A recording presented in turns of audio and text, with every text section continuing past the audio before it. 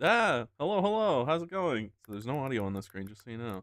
But welcome, welcome. Oh my gosh. This is a visual novel being made by my VTuber mom. So I'm very happy to check it out. You know, I adore visual novels. So let's freaking check it out. This is a demo. It's out right now. Link in the description. Go check it out. For the love of God, do it. I'm pretty excited. I heard that it has the like multi-character branching story type things a la Sentinel 13 Sentinels. That's the one. And I only played a little bit of 13 Sentinels, but I did really like that. So, let us begin.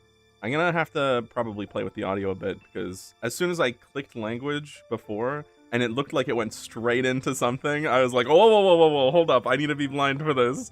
So I blew up everything and closed it out. We had waited for the. He had waited on first word of the visual novel, and I misread it.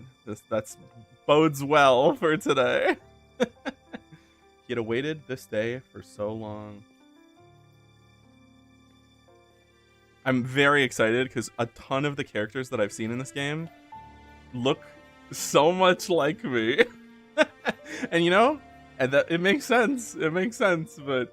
I really want to see me beside some of these characters. With each measured footfall down the corridor, he sought to swallow its hollow, drab monotony. And the slurred lunacy draped behind the iron doors, mingling with the sickly sweet perfume of sedatives. What the hell? He failed. Naturally. The revulsion lingered. Oh, jeez. Can you tell this is an early stream for me?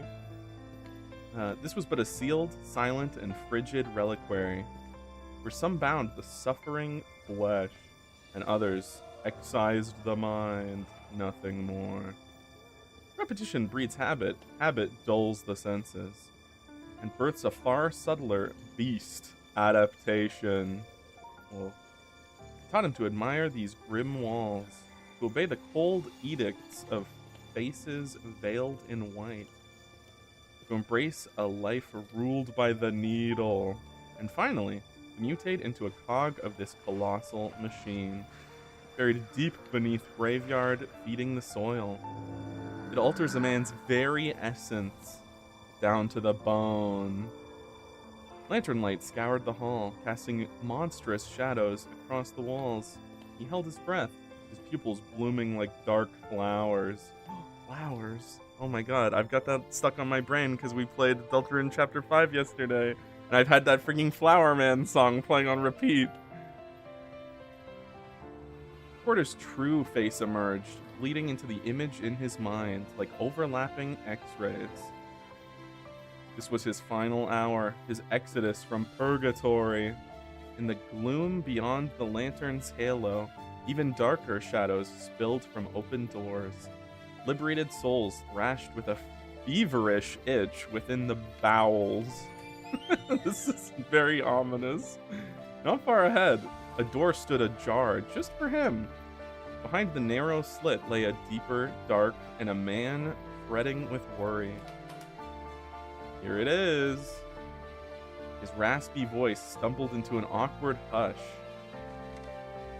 He produced the packed bag. The vinyl and paper neatly drowned the man's whispers.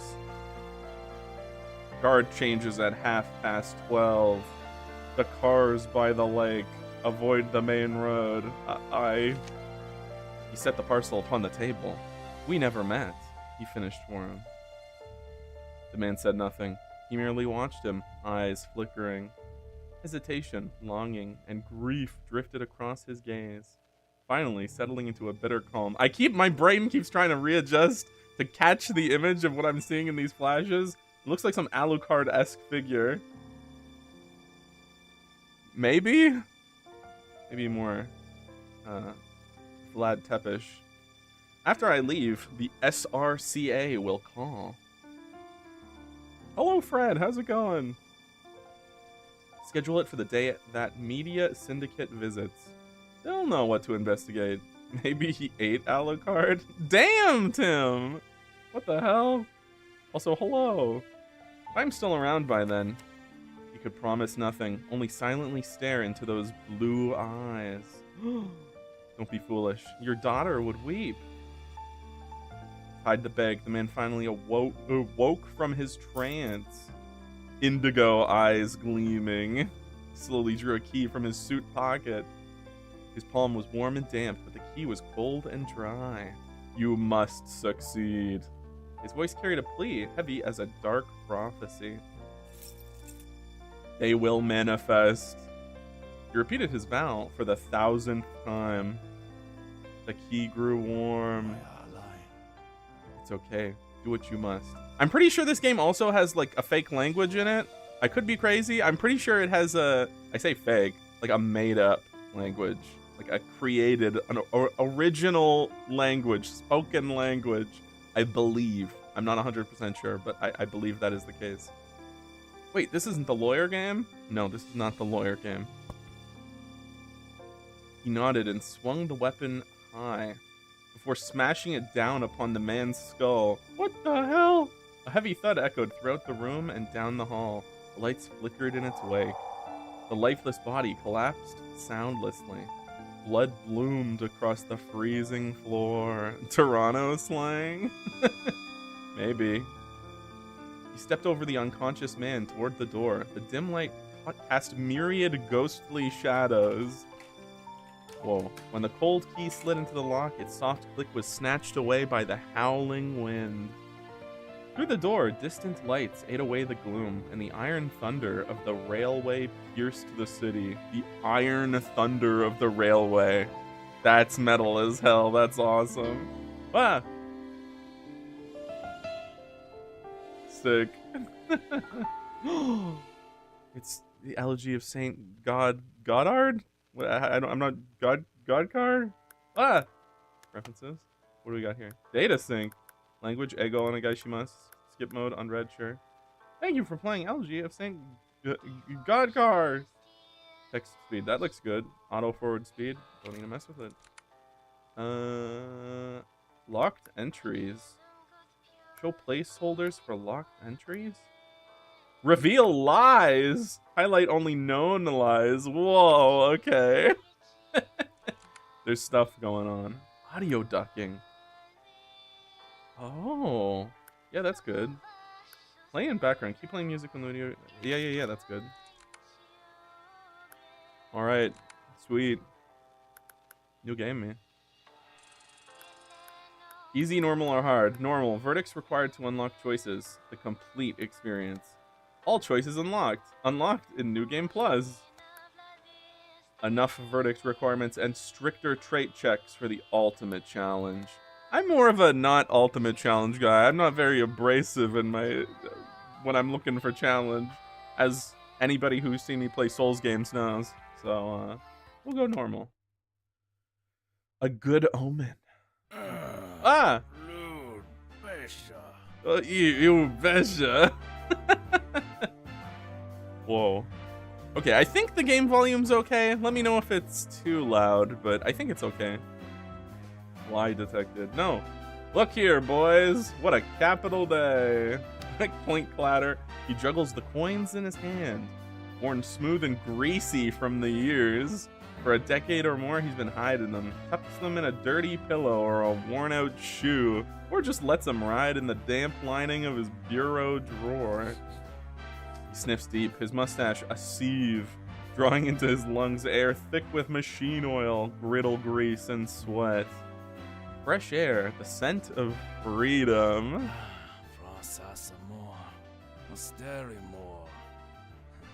Yeah, I am 99% sure that it is a created language.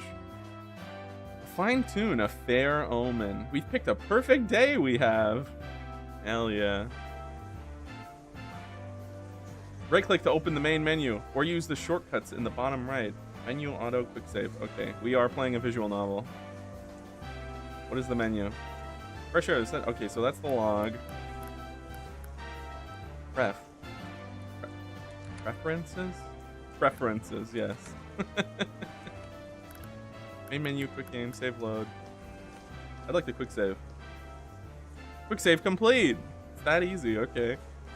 He mutters to no one in particular, shouldering through the surging crowd. He's quite tall, the one thing hard times haven't managed to ruin, so he sticks out like a sore thumb. And the rest of him, wild hair, frayed clothes, senseless muttering. He passers by, veering off, leaving a good 6 feet around him. Anywhere else, such treatment would be downright discouraging, but this is the station ticket window. No one says boo when you butt in line. Really? Blochi. Thank you, thank you. Have yourself a fine day. An hour, is it? I've waited 15 years. Of course, no call for a rumpus for either of us. Thank you. Kindness for kindness. This is what Kashu is gonna look like in 50 years. This is ye old Kashu right there. After a bit of easy palaver, okay, he stands at the window, grinning at the frowning ticket agent. Click keywords to view detailed information. I would love to. Imayella? Good morning, ma'am. Have you any tickets for Imayella? Earliest departure, if you please. We've been away an age. Homesick minutes drag like years. Tell me about Imalaya. A mountain town prone to natural disasters. The great earthquake left lasting scars on the land, and only a small fraction of today's residents are survivors from that time. Regardless of origin, all gather in mourning of the anniversary of that wake. Okay. Am I allowed to find out about these other things yet? I am! Oh my goodness. Oh my goodness. Lore!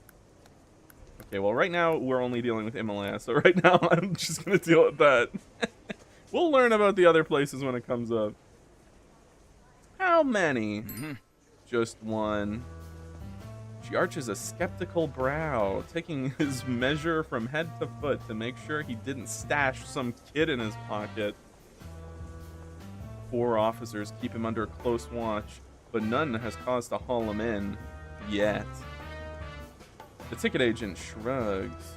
Let that be their worry. Her business isn't to quiz customers.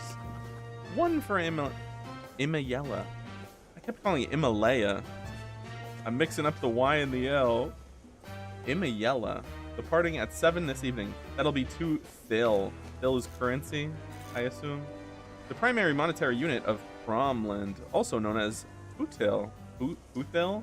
To distinguish it from the currencies of Hokarika and Matholta.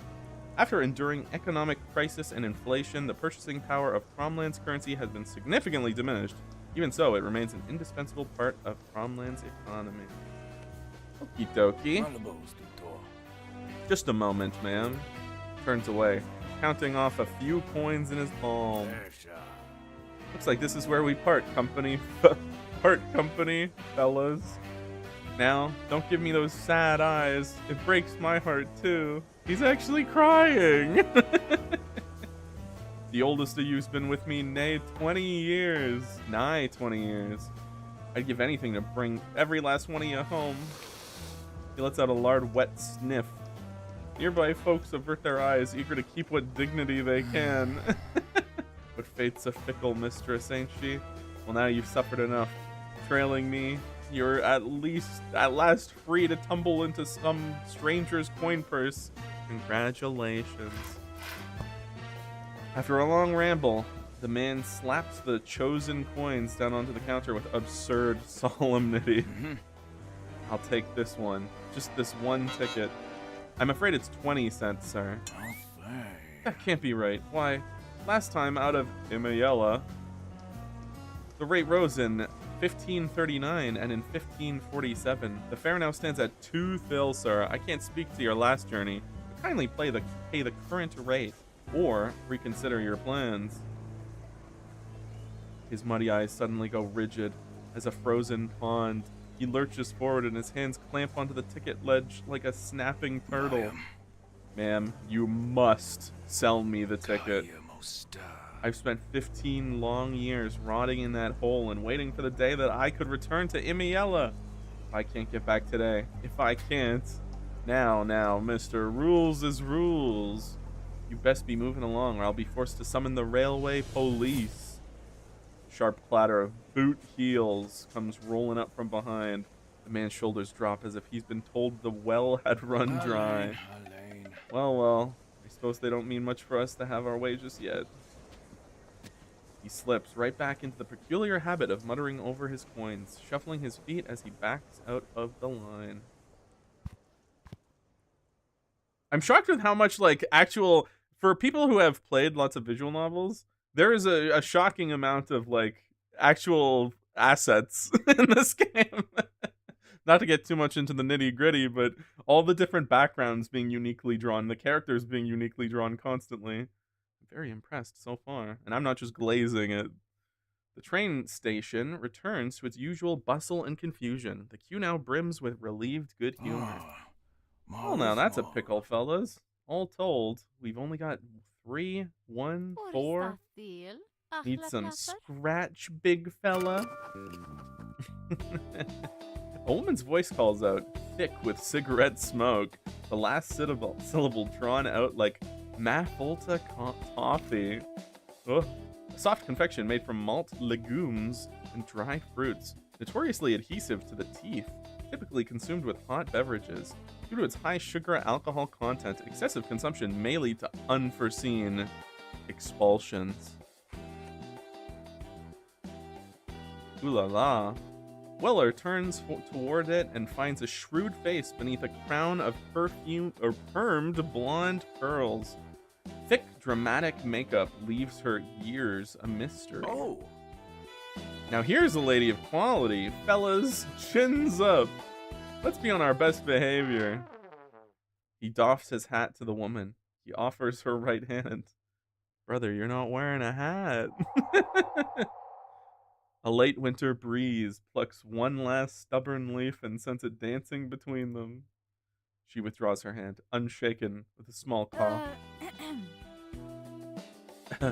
What do they call you? Now, that bears thinking.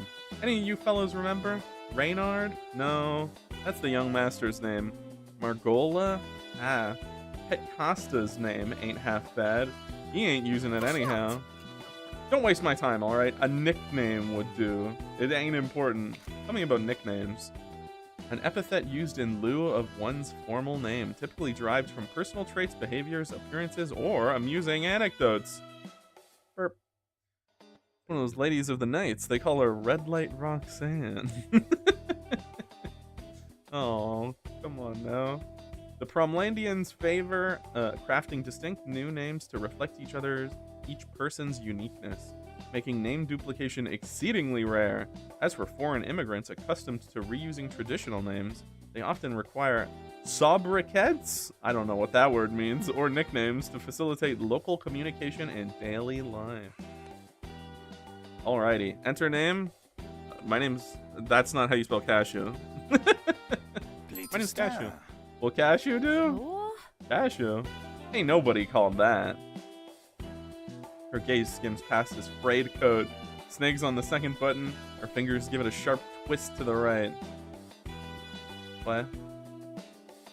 On his stiff, stained shirt, a faded name tag bears barely legible letters. No.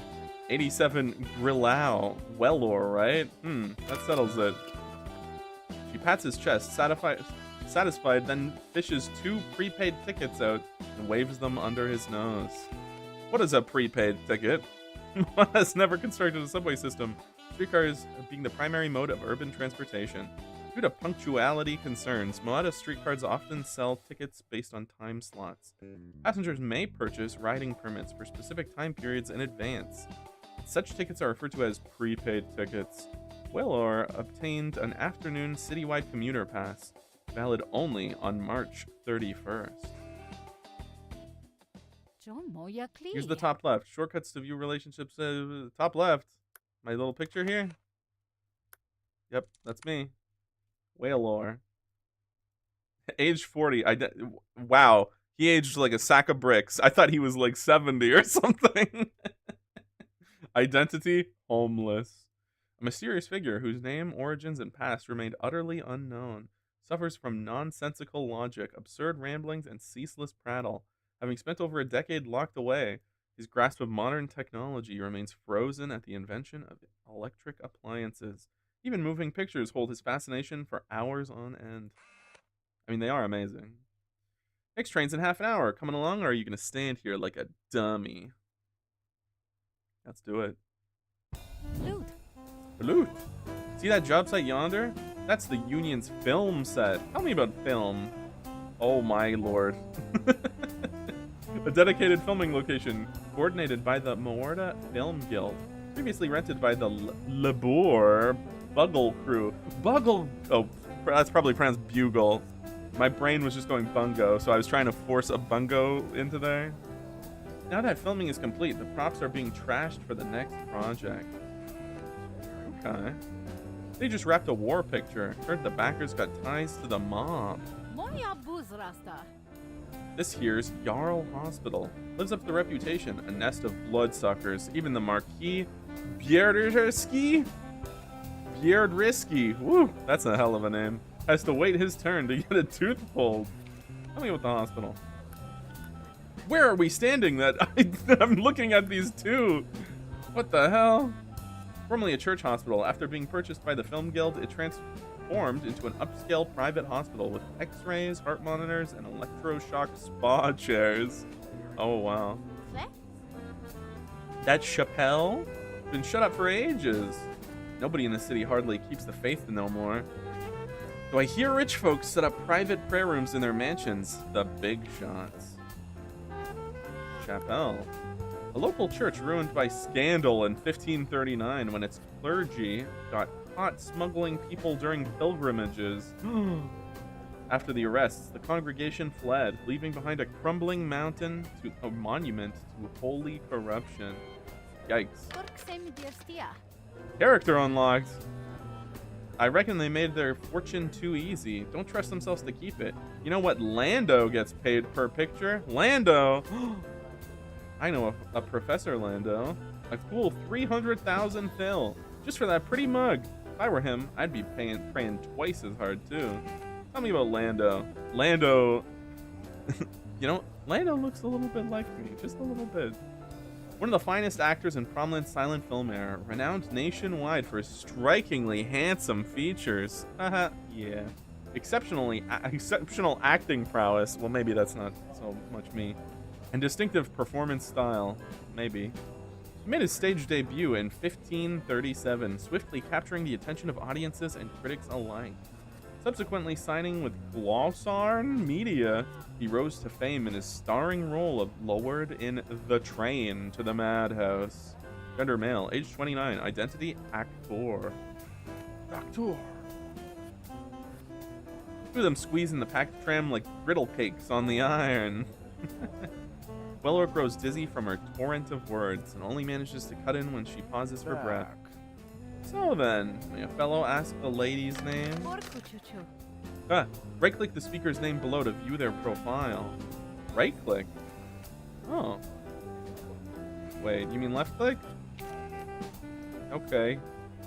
I'm now noticing it's 12 and 18. What the hell? Does that mean there's at least 18 different characters?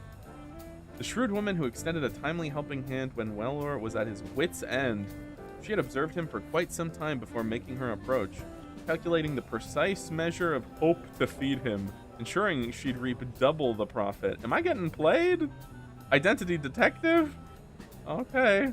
Always presenting herself with exaggerated double eyelids and overly pale foundation. One might suspect she had a peculiar talent for disguise. Uh-oh. Chochu. That's a fun name. Chochu. So then, Chochu, are we friends now? Anyone who can make money together is friends. Glossary updated.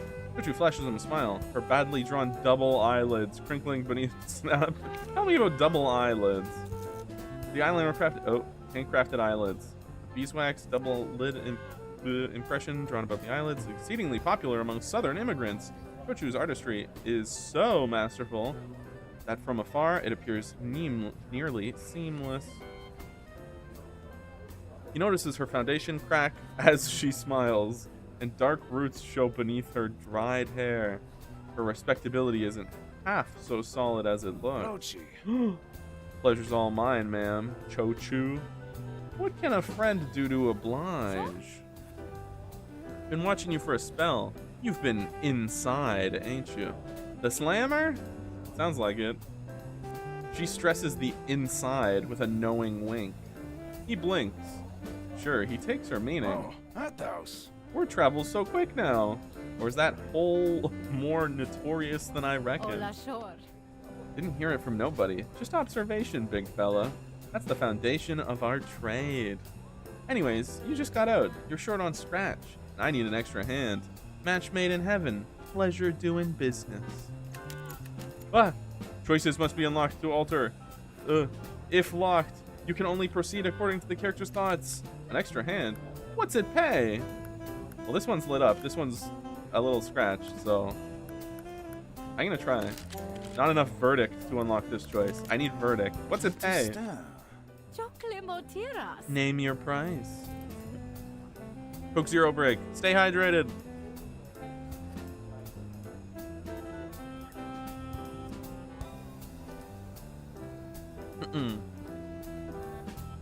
He pauses.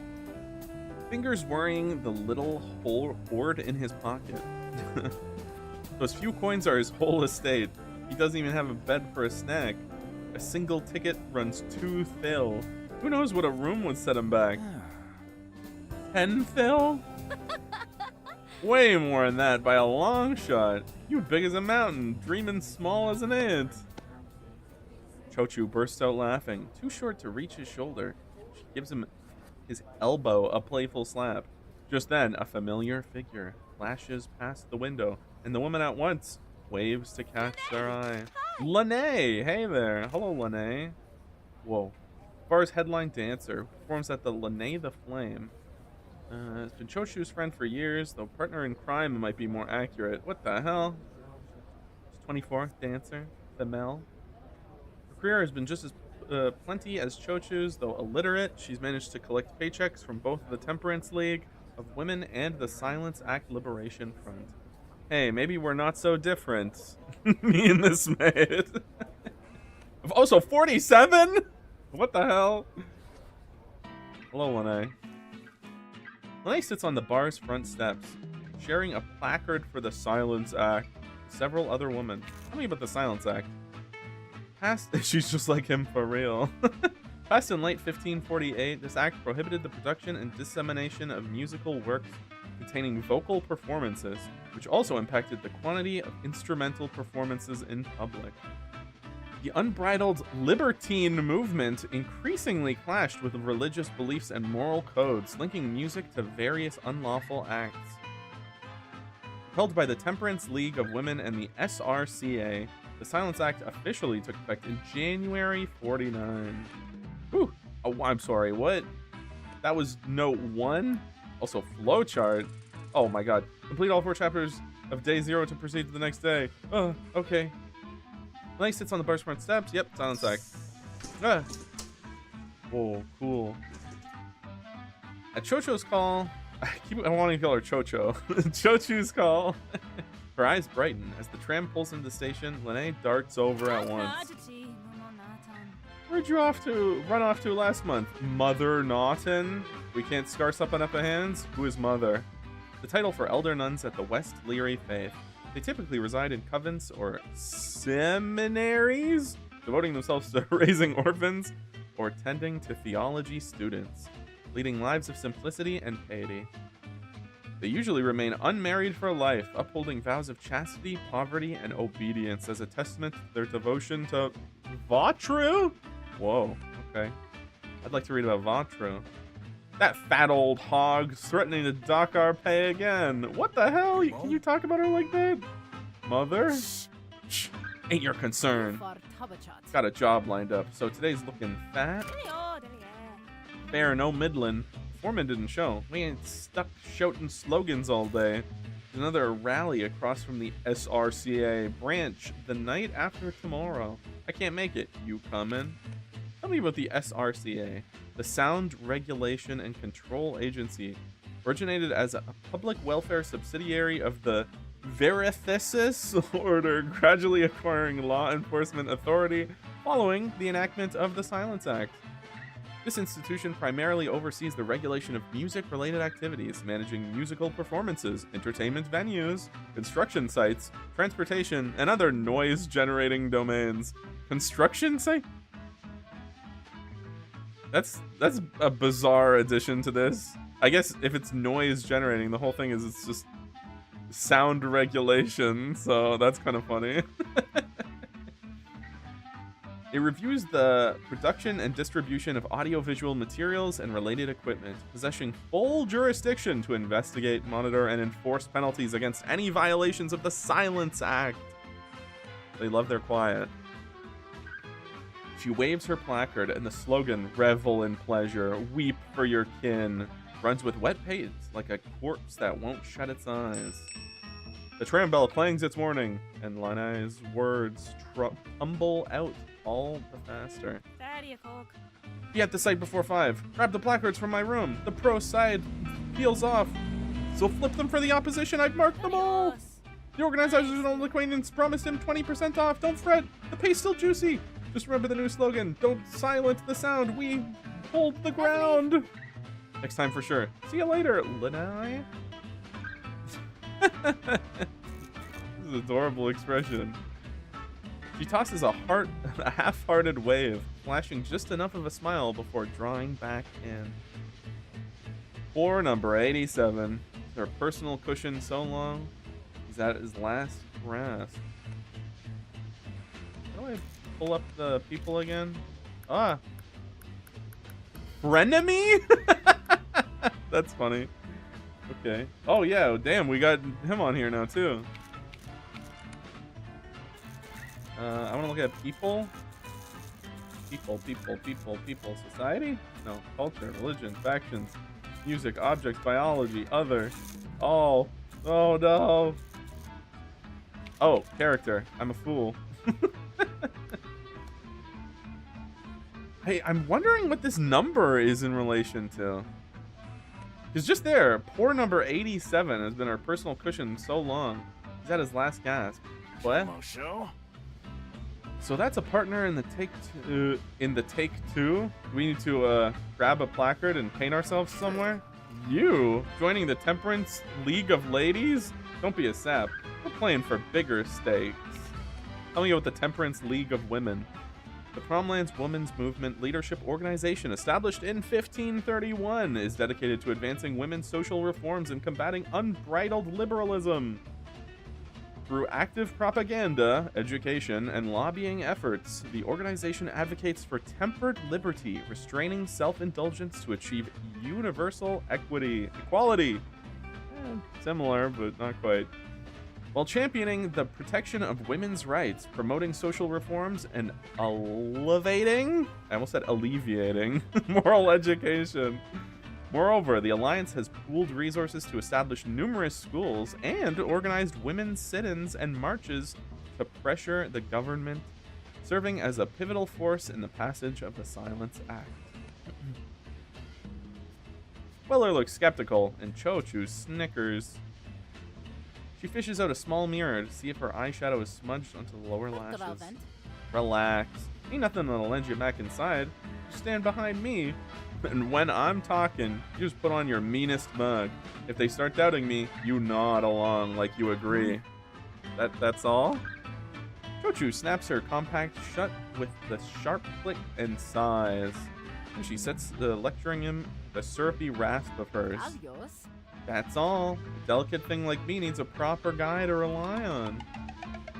Looking mean and nodding. They call that work? Weller scratches his head. The remaining coins aren't enough to make a decent jingle. If this gig goes south, he'll be hard-pressed to find a place to lay his head tonight. Weller bites the bullet and puffs out his chest. Look a lie in the story to obtain verdict. By default, only known lies are highlighted. They can be changed in the settings. What? Okay.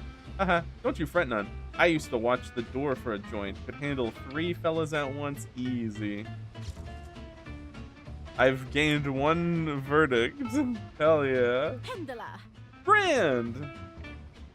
After a few bustling stops, the dim on the tram thins. Weller at last draws a deep breath, reveling in the new scents filling his lungs. What did I tell you?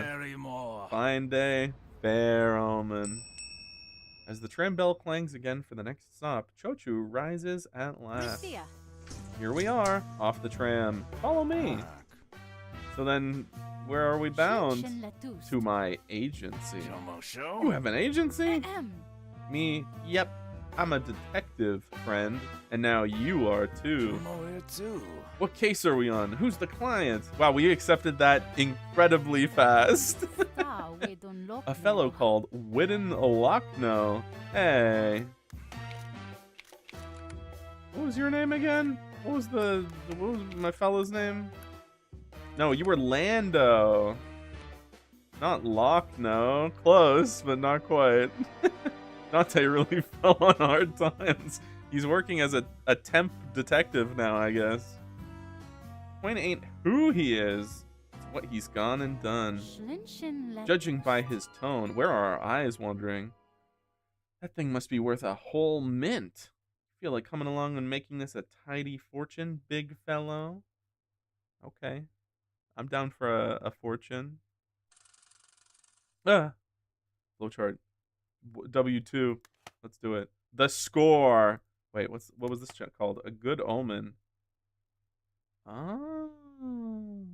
Okay, so I mean maybe we can go back and do that. I'm gonna save the verdict for the future, but it looked like it said that you can spend a verdict to lie and pick different options.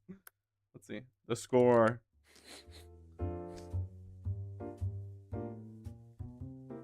So, Chochu gives him a scent. Nameless stuff, smelling of cheap, but it's stout enough to drown the garbage cart reek clinging to him.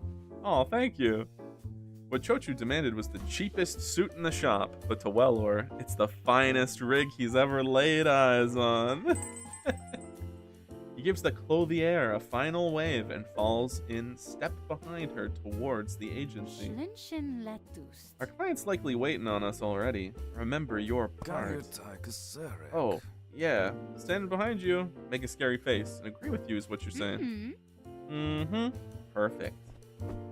Weller brushes his suit down from the shoulders and inhales a breath of confidence so that he feels full of it as his chest pops out a bit. Don't you fret. We got this. Right, boys? This expression. Chochu shoots him another suspicious glance, but it's too late now. At least she can't let the suit go to waste. Alright, here's the place. A 4-story building stands in the narrow alley, its walls peeling in patches. Above a second-floor window hangs a sign for Welcome Back Agency. Its letters moth-eaten. Weller stares at the little building, certain it'll come down at any minute. Oh, choices can be unlocked with verdict. Try spending on the other choice to change the character's mind. Fine play, shoots me. So you're already hitched? I'm gonna spend the thing. Yes. So you're already hitched? Weller blurts the question out of nowhere. What? I spy the name Junkim on the brand. Is that your husband's name? If so, beg pardon. I've gone and made a lady's acquaintance before tipping my hat to her mister. He points to the lower right corner of the agency sign where Mr. Junkin's name and a telephone number appear. Oh, that's the landlord's name. Bad habit of this hometown. They slap their names on every last thing they own, houses included. Weller's face brightens with sudden comprehension. Not the house. Capital notion. That way a man won't lose it. I had to write my name on these duds, too. Can't risk misplacing such a fine rig. Don't you dare. How am I supposed to get my refund if you write on it? After making sure Weller had nothing to write with, Chochu finally fishes out her keys and unlocks the door. The door swings open and a musty cellar stale reek hits them square in the face. A splinter of wood drops and clips Chochu smartly on the head. We ain't had a proper cleanup in a spell. Used to be, my last assistant was in charge. I knew it! I knew it! Okay, so yes, that is a mechanic. If somebody says something that you think could be a lie, if you click on it, you get a currency for it. That's wicked. I love that. Chochu grumbles under her breath as she closes the agency door. A cloud of dust billows up. Weller lets fly a mighty sneeze. This is what I call a warm welcome. Chochu boots the trash aside, the hollow clatter echoing. Despite her practiced swagger, Weller cannot help wondering if this place has ever entertained a paying client. The room, gray with dust, holds a sofa upholstered, I can read that word, in brown cloth. A few springs poke through the torn covering. To the right stands a filing cabinet. 2 desks to the left groan under stacks of papers. A crippled wooden chair sits in front of the table, and Weller wonders how it's standing with just 3 legs. He looks at himself and reasons that he's standing on 2 legs anyways. We're human after all, right, boys? I should have clicked that. If that was a lie, that would have been crazy. Chochu pays his muttering no heed, snatches up a rag from the corner, and smartly dusts the sofa. But the last-minute effort proves futile. She scarcely cleans enough space for everyone to sit before a loud knock appears at the door.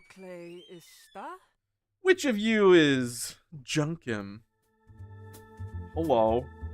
The visitor's golden hair blazes, a sunbeam in the dust-choked room. His eyes are red as a rabbit's, a sitting up all night rabbit, number 87 thinks. So maybe that's like my prisoner number or something? It isn't only the irises, even the whites are shot through with blood. Meanwhile, Chochu's gaze fastens on his effects, carries a briefcase, and wears a gaudily patterned suit. Chochu's face blooms with the most dazzling smile number 87 has ever seen. He snaps him to his post, stand behind her, and look tough. Hey there, handsome. I'm the detective here. Call me Chochu. This here's my assistant, Weller. Yeah, Mr. Weller. You the client who called? Yeah, my name's Wyden Lochno. Hello, Wyden Lochno. A client came to the Welcome Back agency with a puzzling theft case. You are a client, age 30. You are a Male. His features were ordinary, but he looked so miserable, he might as well have been carved from rotten wood. Worse yet, his clothes were absolutely terrible. Only a complete idiot or someone rich enough to not care would wear those outfits in public. Chochu figured it was probably the latter. What the hell? Why are we being so savage to poor Wyden Lochno? Z. Yeah, have a seat. Wyden laughs and takes a seat, ill at ease. You're the detective here, are you? Chochu lets out an exasperated sigh, looking half convinced that the client's got a screw loose. A line. Yeah, I'm sure I've already introduced myself as one. Hey, don't be offended. I just needed to check again. This place doesn't square with the description in the paper. He stares at them like a toothache patient stares at his dentist, stressed by something, grasping at a straw in his agony. State only lasts until the dental instruments start to hiss.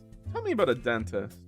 A physician specializing in dental ailments and denture fittings, typically operating within private practice. They employ unconventional dental instruments and techniques such as foot-powered drills to address diseases and injuries. What the hell? In 1528,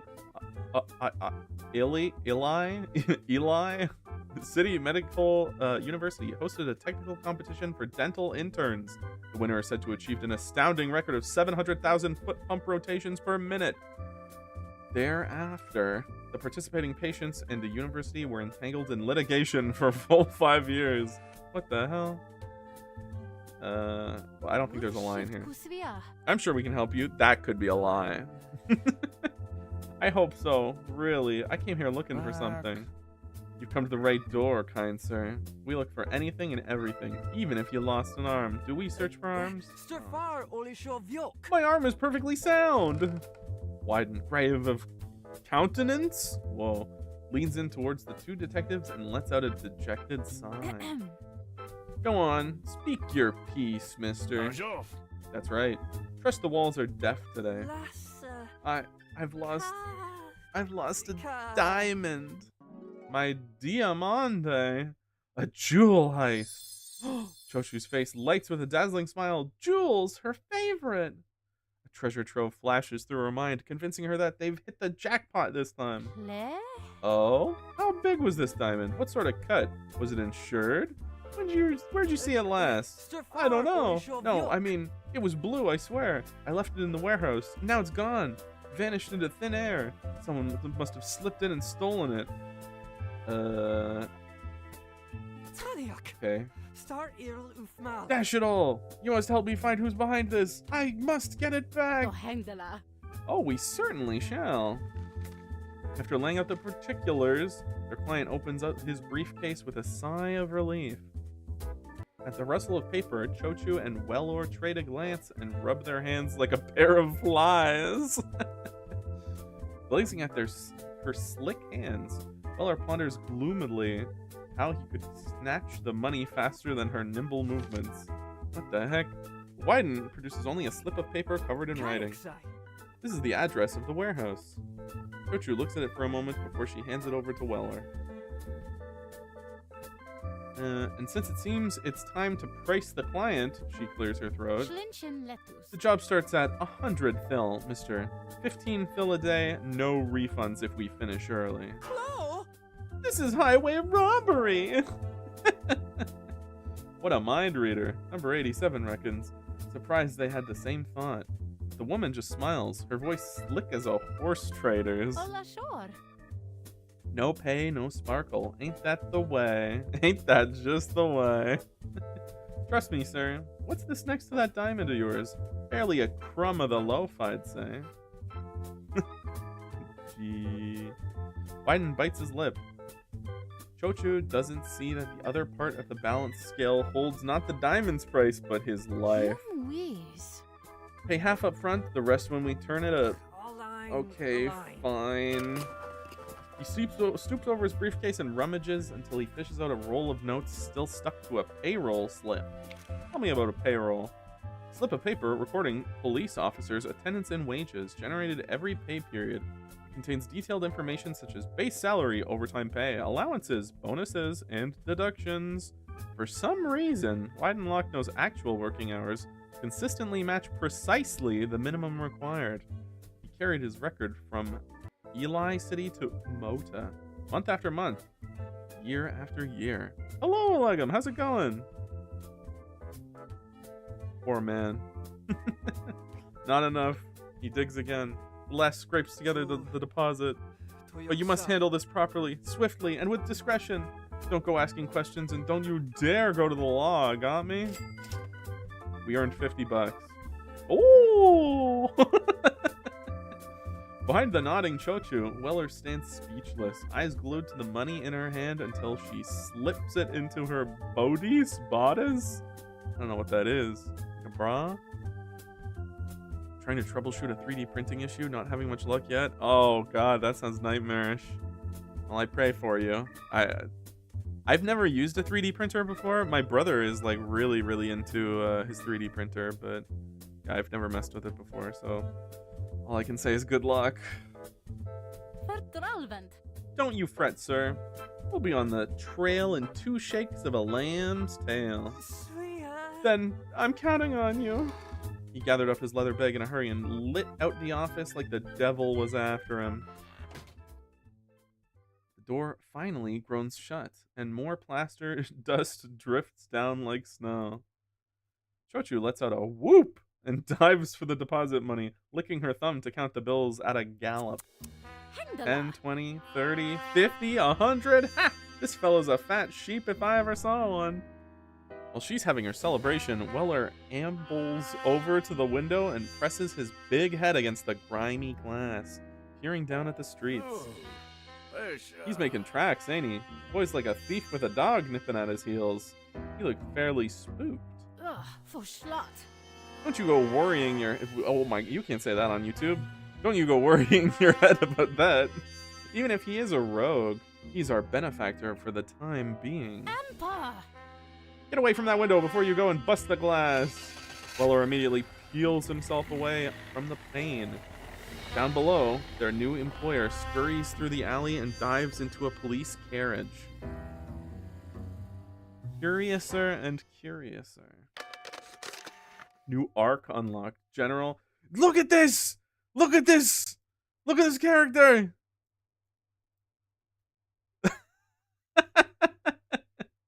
This is like my actual. This character looks like my actual sister.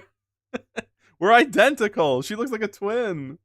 I love it. Isn't that awesome? Just in case any of you had any doubts that this game was actually done by my artist. I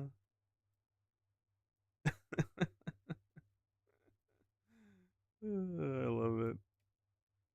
So cool. I saw another character too that I gotta play as her. Evgenia. Born into nobility from the Hokurika borderlands, she possessed striking beauty and sharp wit. She basked in the doting care of her father and brothers, indulging in opulent comfort. Hey, it's me. Oh, that's what this game is. Yes.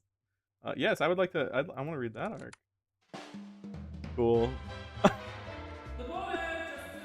Good evening, ladies and gentlemen. Danny here. Danny Baker with a live report of the Royal Beloved. Huh. Filmed in late 1547 and released in early 1549, The Royal Beloved. This romantic comedy starred the popular actor Landreuse and the crossover singer Zula? There's a lot of hard to pronounce things in here for me. Depicting a cross-class love story. A street urchin adrift in life accidentally rescues a runaway princess from a minor tribe, and the two support each other through a thrilling adventure. Due to policy adjustments, the originally planned theme song couldn't be recorded as scheduled. The studio hastily replaced it with an already released track, All Lies in My Life, which inadvertently fueled widespread conspiracy theories about marital deception due to its lyrical content. We're gathered tonight at the Picture Palace for this grand affair. Tell me about the Picture Palace. It's right beside the filming lot. That would make sense. Built in 1513, it was originally the Northern Opera House before being converted into a cinema. To circumvent the strict provisions of the Silence Act, it was renamed the Picture Palace in early 1549. I identify as a street urchin. Is that true? I guess if you're out there delivering papers and stuff. Look at this. In case you were doubting that this game was made by my artist. This is my twin. This character is my twin. How cool is that? I love it. I could probably do that expression.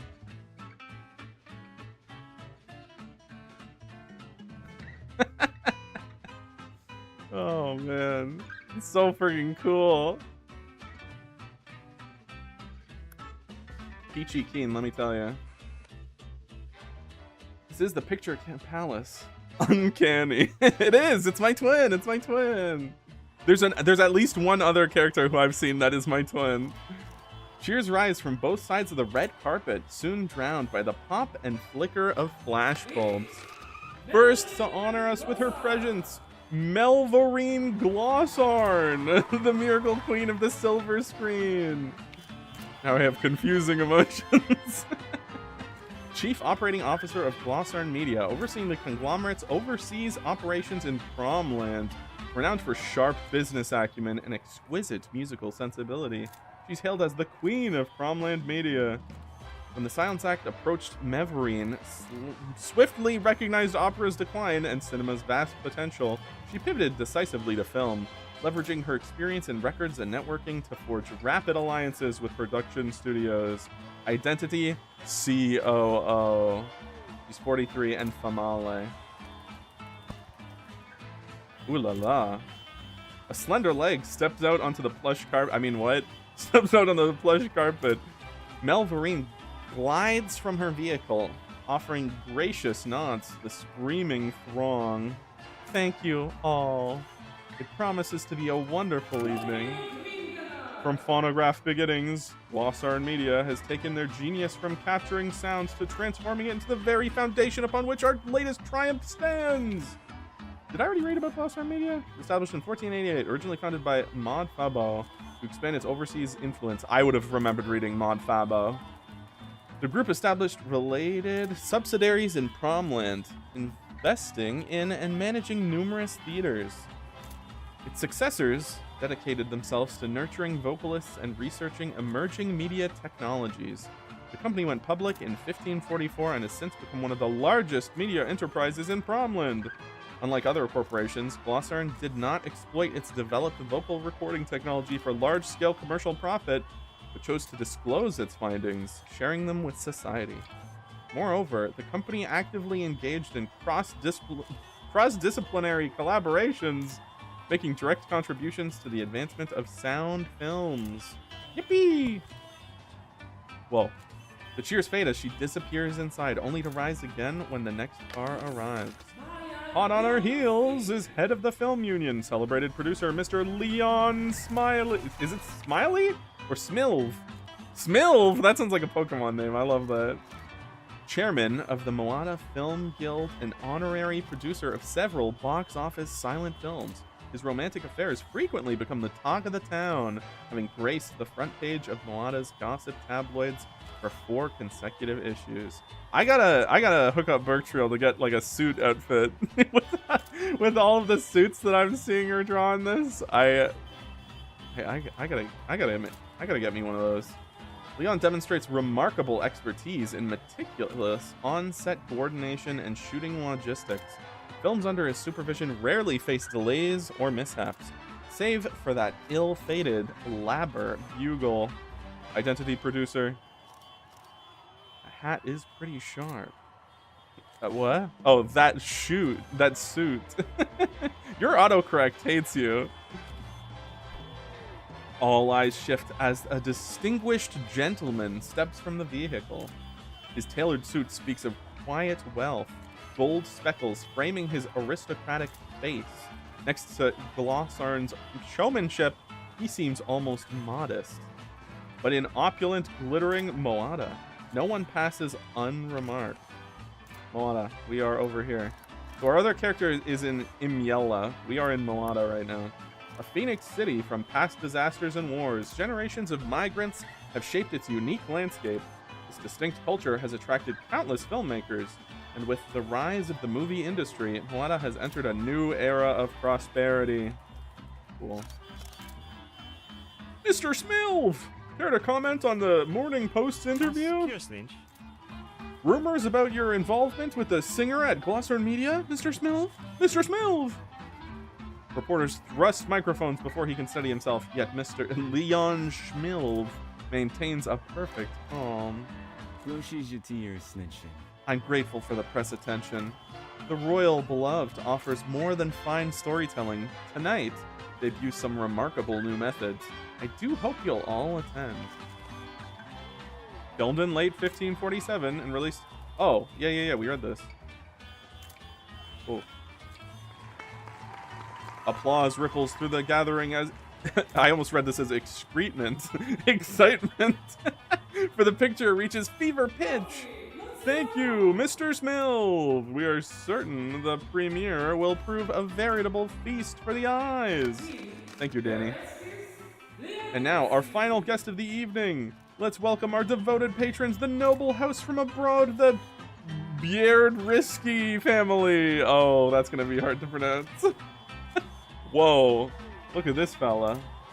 Marquis Ferrada, a conservative aristocrat of Hokurika.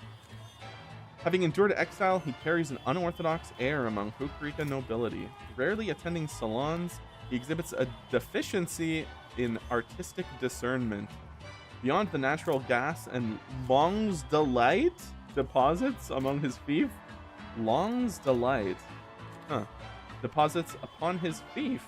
His assets encompass enterprises within Promland. Whispers suggest his investments underpin the railroad linking Hokurika and Promland. They're 34, they are Malay, and they are a Hokurika noble. Whoa. Cascade of golden hair catches the light. Oh my god, is this the money shot of my twin? A cascade of golden hair catches the light as its owner steps from the car, diamantes glittering as her throat against porcelain skin. Evgenia! Evgenia? Bierdsky! Evgenia! Lights at the carpet's edge to audible gasps, her blue eyes sparkling as she glances back into the vehicle. That's me! That's me! Rishit. Make haste. Everyone's waiting. We had an understanding, Jenna. Jenna? Upon what condition did I bring you to this red carpet? No mischief, my dear Marquis. The first rule of the theater. There are no rules. That can't be true. She winks, already adapting to capitalism's wild spirit far better than her protocol-bound brother. I'm pretty sure that's a stylized version of Eugenia. It has to be, right? Eugenia? I don't know. I don't know names. Khrushchev sighs and steps out, offering his sister his arm as they head inside. The theater glows beneath the moon's halo, and the crowd cheers wildly for a breath. Genia has the thrilling illusion that she truly is the star that they all came to see. She's winking. I thought she was having a stroke. How dare you? That's my sister you're talking about. What an admirable pair of siblings. The Marquis of Hokureika's deep artistic vision has reached a silver screen, bringing us countless magnificent performances. Artistic vision? Genia bites back a laugh. I'm just gonna say Genia, that's a lot easier and less interpretation needed. Stealing a glance at her brother's pale eyes under the spotlight. She knows better than anyone the truth behind his proper facade, a man utterly lost when faced with anything beautiful or creative. I just realized I'm supposed to be looking for lies. I don't think I just got one. She loves bringing him stacks of scripts, making him guess which ones deserve serious money and which are just film union investments. It's a game that never gets old. Film union. Okay, we haven't read this. An organization composed of film practitioners from Malada, established to set industry standards, safeguard professional rights, promote sector development, and improve working conditions. The current union leader, Leon Smilv, encourages excellence in film production and drives advancements in industry, technology, and innovation. Under his mediation and the patronage of involved parties, numerous production companies, distributors, and government departments have engaged in deep collaboration, collectively ensuring the stable operation of the industry. I mean, I could ask them, but I can't ask them now. And I didn't know that. I don't know any. I was going in completely blind into playing this, so it's all my first impressions. Genia loves Khrushchev's confusion. Whenever he can't read her intention, he flashes that vague smile of his. I cannot fathom how one as foolish as my brother could ever be a proper marquis. Tell me about marquis. A noble title originating from the feudal system of Hokureika. This honorific is typically bestowed on the emperor in recognition of exceptional service or loyalty. Bearers of this title enjoy considerable privileges and command profound respect within society. Nowadays, owing to the empire's intricate political landscape, multiple nominal lords often lay claim to a single fiefdom. Yet, the desolate ice fields of Frata and the translucent star diamonds beneath its frozen soil belong only to one marquis. Sure. Do I? Of course. Furs. In a climate like this, it pleases the Promlandians. He clears his throat gently, patting her head. Diamonds catch the light against her pale skin. Her blue eyes are ice pale, more purely Bierdsky than anyone else in the family. Just like me! I'm Bierdsky! Genia trails her brother into the lobby theater, eyes hunting for faces she sees on posters. Is Lando not attending the premiere? We know all about Lando. Were he not busy preparing to promote his next work, he would not miss this for the world. That's a lie. Oh, just kidding. Good evening, Marquis and Miss Bradrisky. Tushev steps forward, his own polite smile and shield against Malvarines. Malvarine. He knows better than to let Genia speak again. Lando's in this game? He is, yes. They're right here. Where's Lando? I mean, like good. There he is. It's Lando. Calrissian? Maybe. The Professor? Maybe. Who can say?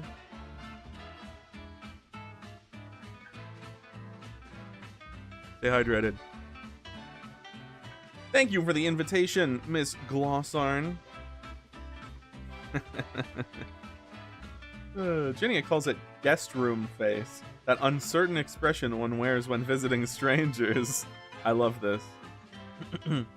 Among their set, such naked discomfort typically invited attack, yet her brother moves through it unharmed. The pleasure's mine, Lord Marquis. With the young lady here as well, tomorrow's papers should be quite entertaining. Indeed, you've no idea. I implored him for a full 2 hours to secure this opportunity. Mrs. Glossarn's precious invitations shouldn't be wasted on anyone less than a proper lady. Then I'll write to the kind madam that her precious invitation was hoarded by the greedy Marquis. Oh, what a lovely sister. Had I known you were so keen on this film, I'd have sent the master copy earlier for a private screening. Our screenwriter's dying for feedback, especially from different cultural viewpoints. The master tape. Primitive master reels exuding an acrid scent of acidic acid, preserving the moving images and intertitles. Oh, I can read, I swear. I can read English. In the era of silent cinema, after shooting concluded, the footage underwent cutting and editing, with dialogue and plot explanations manually inserted via intertitles for audience comprehension. I'll do what I can. Then you'll be disappointed, since brother couldn't even follow the last picture. Those viewing notes were all dictated by Genia to his secretary. This looks like a meme. This look back over the shoulder thing. Like the kid with the house on fire.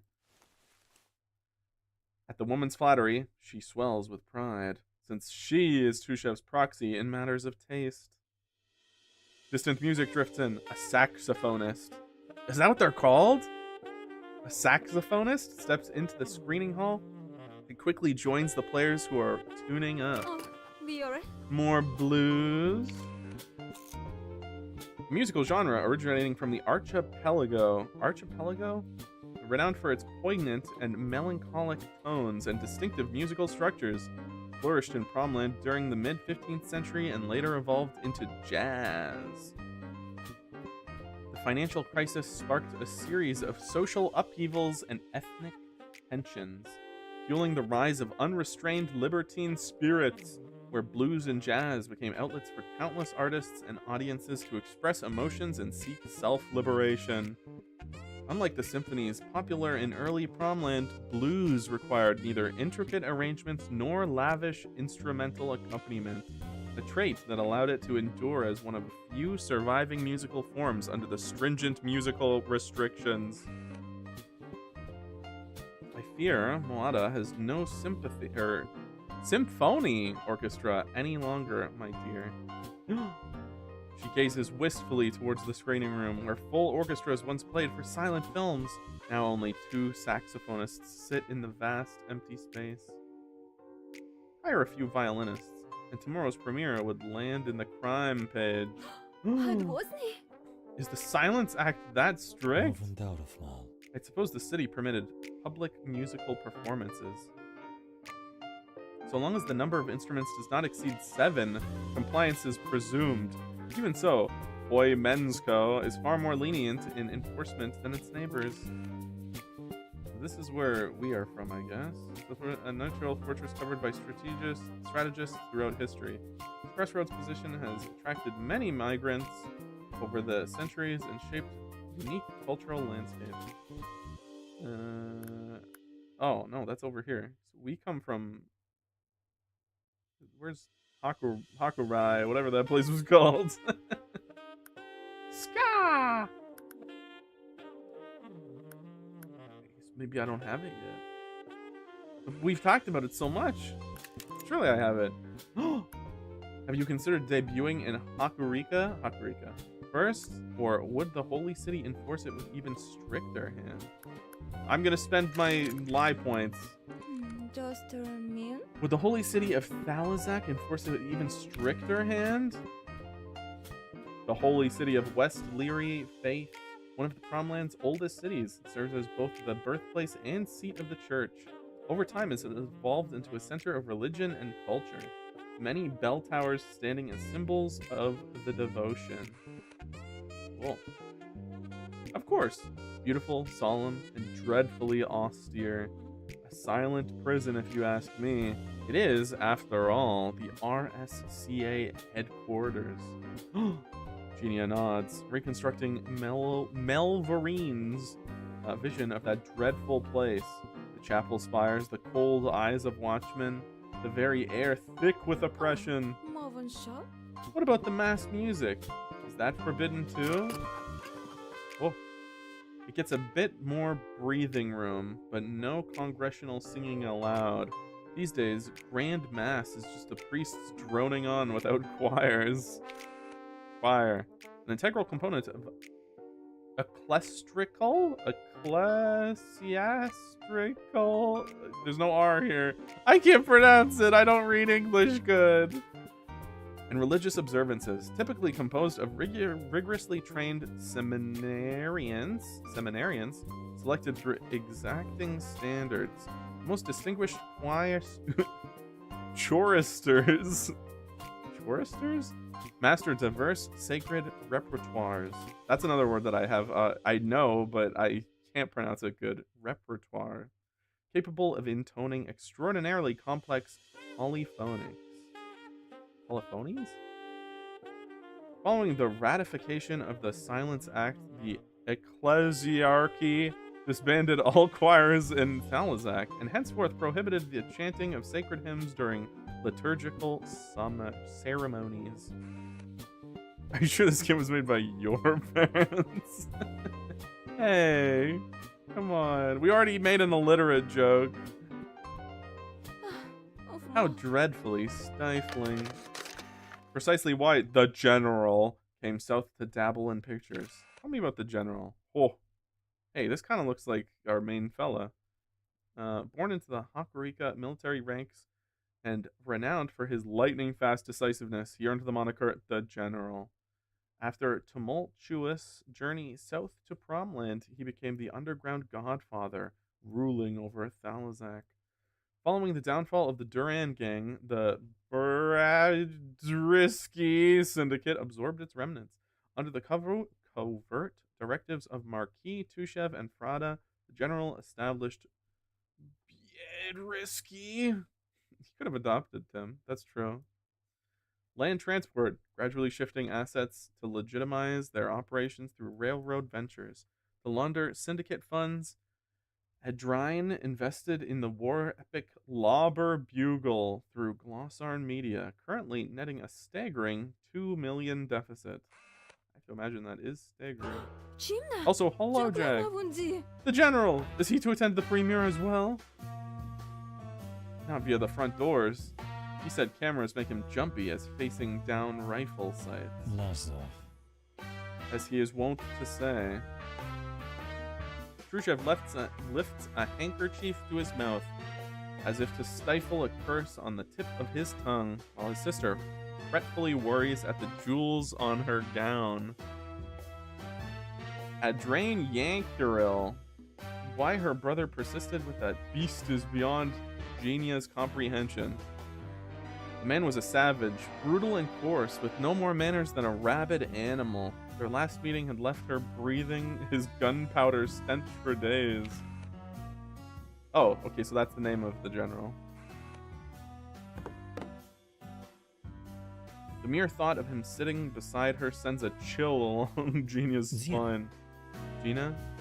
Oh, perfect. I can just call her Gina because that's the friggin' as Bro calls her. I must have some fresh air. It's stifling in here. That's a lie. I'll take my free lie bucks. Don't stray too far. The picture is about to begin.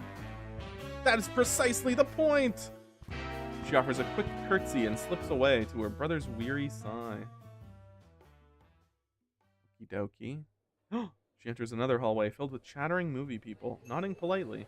She wanders through the crowd without purpose. Hey, it's Leon. As for what lies ahead, she has her own grand vision. I'm hardly the architect of that plan, but I certainly welcome future collaborations. Any other questions? Camera's quick clicks are like drum beats catching her attention. Leon Smild, the star producer, stands surrounded by eager reporters. His smooth answers flow like champagne, or champagne if you prefer. Bright and bubbly at first, then leaving behind something refined and polished. I have never liked champagne. I have never ever enjoyed champagne. Word has it, Moonlong Villa serves as your personal casting studio for young actresses. What do you say to that? A lavish estate near Solo Hill with scenic views and unique architecture. Though owned by Leon Smild, it's basically a VIP club for the film industry, hosting a never-ending parade of celebrities. Moonlong Villa was built as a summer retreat, a place of repose. I regret to say I have the means to purchase a private prison. Is that a lie? It's not a lie. He's telling the truth. Regarding the photograph printed in no comment, what is the film union's position? Is this like a publication? The entertainment gossip tabloid, specializing in exposing celebrity scandals, star affairs, and insider dealings. Stands out among numerous publications for its omnipresent paparazzi spots, imaginative captioning, and shameless audacity. Consistently ranks among the top 3 bestsellers in Moada. Its slogan reads, "Truth comes in all flavors. We deliver only what you crave to know." Incidentally, the other 2 contenders are Showlight Chronicles and The Bazaar and The Financial Herald, offering a telling glimpse into Moada's urban ethos. Or maybe he no read good because of all the Coke Zero he drinks. It give him brain damage. I mean, that is also true, yes. With rumors mounting and an affair between the 2 principals of Dance in the Rain, what has Miss Zula to say in reply? Zula? Oh my, I like her design. A renowned vocalist under... Sorry if I popped off on that. A renowned vocalist under Glossarn Records, hailed as the Star of Blues. Her voice is symphonious and versatile, having released 6 albums between 1544 and 1549. With her most popular single being Love and Nothing Else. After the restructuring of her parent company, Zula. We don't get an age for her? Just Himalayan singer? I feel like this is the first person we haven't got an age for. Interesting. Yeah, you just say Zila. Zila? Or Zedlaw because I'm Canadian. Sorry. Rumored affair with the studio's famed actor Lando became a media sensation. Seemingly lazy, carefree, and indifferent to the outside world, she only has eyes for her beloved Lando. Though she appears to humbly seek his favor, her pleading words carry an undertone of relish. That's why she's green. Why not ask her yourself? Will the next production clear the censors? Have you confidence in the finished work? Every SRCA official with whom I've dealt with has been uniformly professional and diligent in the discharge of his duties. To the best of my knowledge, there's no cause for concern regarding Lauber Bugle. Have I not read about Lauber Bugle before? People have brought it up a million times, but I did get the ping saying it was new. No, I haven't read this. The world's first sound film, financed by Birctreel Road Transport Company, overseen by the Film Union and produced by Godhrkar Media. I'm just gonna call them Risky. That's easy. Adapted from the best-selling comic Super Lobber Warriors, this war film shattered technical barriers in cinematography with Godhrkar Media's collaboration, incorporating extensive musical sequences to showcase the unique allure of sound pictures. It said that critic Shiloh Wolbez remained profoundly shaken after previewing select reels, unable to regain his composure for hours. Wow. His eyes sweep the room until they find hers. We guarantee the picture will be released on schedule. Oh my god, Reese is screaming right now. Very well, that'll be all for now. I shall take my leave. He ends the interview with polite firmness and pushes through the crowd of cameras towards Gina. Miss Gina, would you grant me the honor of your company elsewhere? The din here is quite overpowering. I guess we will oblige. His smile holds that particular warmth as shutters snap around him. Without hesitation, Gina gathers her skirts and follows. Whoa. They locate a quiet spot near the theater where Gina sinks into a soft chair to catch her breath. Her tight evening gown makes any brisk movement a trial. Reese just walking across my keyboard. Leon leans against marble, polishing his spectacles. Those emerald eyes, when unguarded, prove worth studying. You plucked me away without so much as a word of introduction, sir. How remiss of me. He tilts his head with a soft laugh, then lifts her hand to his lips. Leon Smiv. Leon Smiv. Okay, so I pronounce it Smiv. Perfect. Sounds even more Pokemon-y. Smiv. It's an honor to make your acquaintance. I'm in your debt this time, Miss Gina. Their questions were getting sharper. I wasn't sure how much longer I could dodge them. You know my name? The lady in brilliant blue diamonds.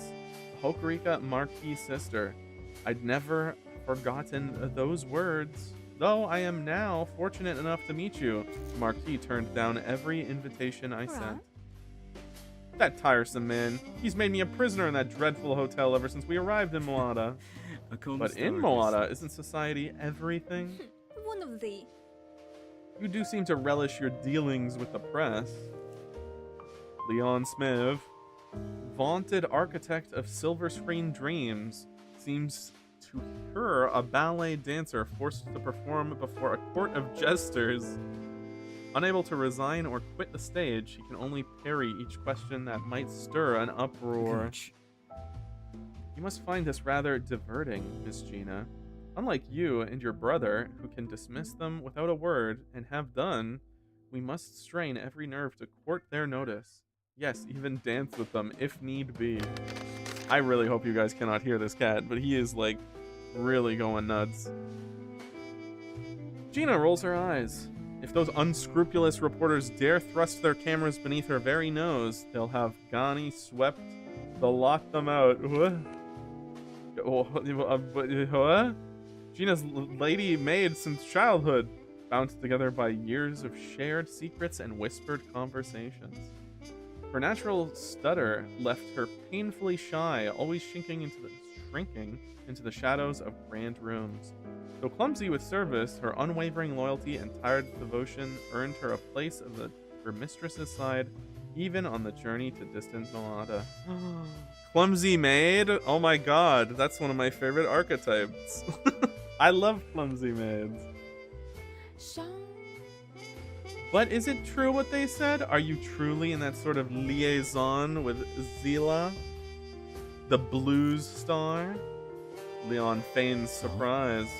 Does that interest you? Not I, but my maid. She's an ardent admirer of Zila. But my brother will not allow her to accompany me. This is not Godhrkar. We do not bring servants to a premiere, he says. What a miser. Hearing Gina's indignant muttering, Leon gives a low laugh and adjusts his spectacles. Soda is a clumsy maid at Nikkei, and I like soda. Were I actually interested in her, what awaited ahead wouldn't be love, but a loss. 좋지. You mean she's already spoken for? Andinomie, cute And by someone far more dashing than I could ever aspire to be. Gina follows her gaze to the royal beloved poster. wasn't Is that Lando? Truly? Who but he could be so worthy of the Glossarn's cherished pearl? Just a mean? And the other actresses is? The other actresses?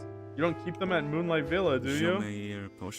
Might this be of interest to your maid as well? Stop dodging. Please, dear. If you're so curious, very well. Tuesday evening, Glossar Media is giving a cocktail party there, drawing distinguished guests and luminaries from every quarter with an imported fireworks display. An imported Sounds fireworks display. Sure. Why not come see for yourself? Find out if my place lives up to all the talk. Alain. Very well, I accept. Leon draws the invitation from his coat and signs it with a flourish. Yet just as he prepares to offer it forth, something gives him pause. No, this will not do. To invite you in such haste, I fear the Marquis would not approve. Go for moment. Since when do I need his permission? What a tyrant. Gina snatches the invitation and clutches it to herself. No longer would her brother deny her the city's delights. She would taste every golden pleasure Moana has to offer. And this thought settles in her mind. She suddenly realizes the hall has gone quiet with only a faint music drifting through the walls. Oofmal. Eaches! Yikes! The performances have begun already. I must make haste. My brother will be looking for me. Allow me to escort you back. Don't trouble yourself, Mr. Smith. Thank you, that's most kind of you. You know what? Spend it if you got it. Best move. Pray, don't trouble yourself, Mr. Smith. If my brother finds me making a scene again, he'll be in a fit all night. The young lady curtsies and sweeps from the lounge with effortless poise. Wow. Soon enough, she will rue that decision. Once the crowd disperses, every screening hall looks alike. Uh-oh, I fucked up. She wanders dizzily through the theater. The muffling is so complete, she cannot tell from whence the faint strains of music drift. Not even Viscount Motteville's mansion is so labyrinthine. What? Whoa, this is a fella. Godhrkar noble whose ancestors won their titles through military glory. He had watched his family fortunes crumble during his lifetime. The Viscount's obsession with fortifications led him to turn nearly every one of his estates into armed strongholds. When whispers of imperial confiscation reached Chetosia in 1544, terror drove him to barricade himself into his stronghold. He didn't emerge for 8 months. 45. Whew. Passing through elongated galleries, she turns toward the corridors behind the silver screen. Suddenly, a low, familiar voice reaches her ears. The charity soiree is next week, and you still can't set a premiere date? Tell me about the charity soiree. To celebrate the successful wrap of the world's first talkie, a charity soiree was hosted by the investor General Adrien Yankeril.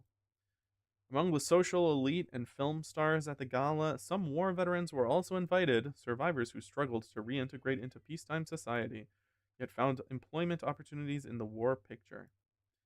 Perhaps this was the true reason behind the General's investment in the film.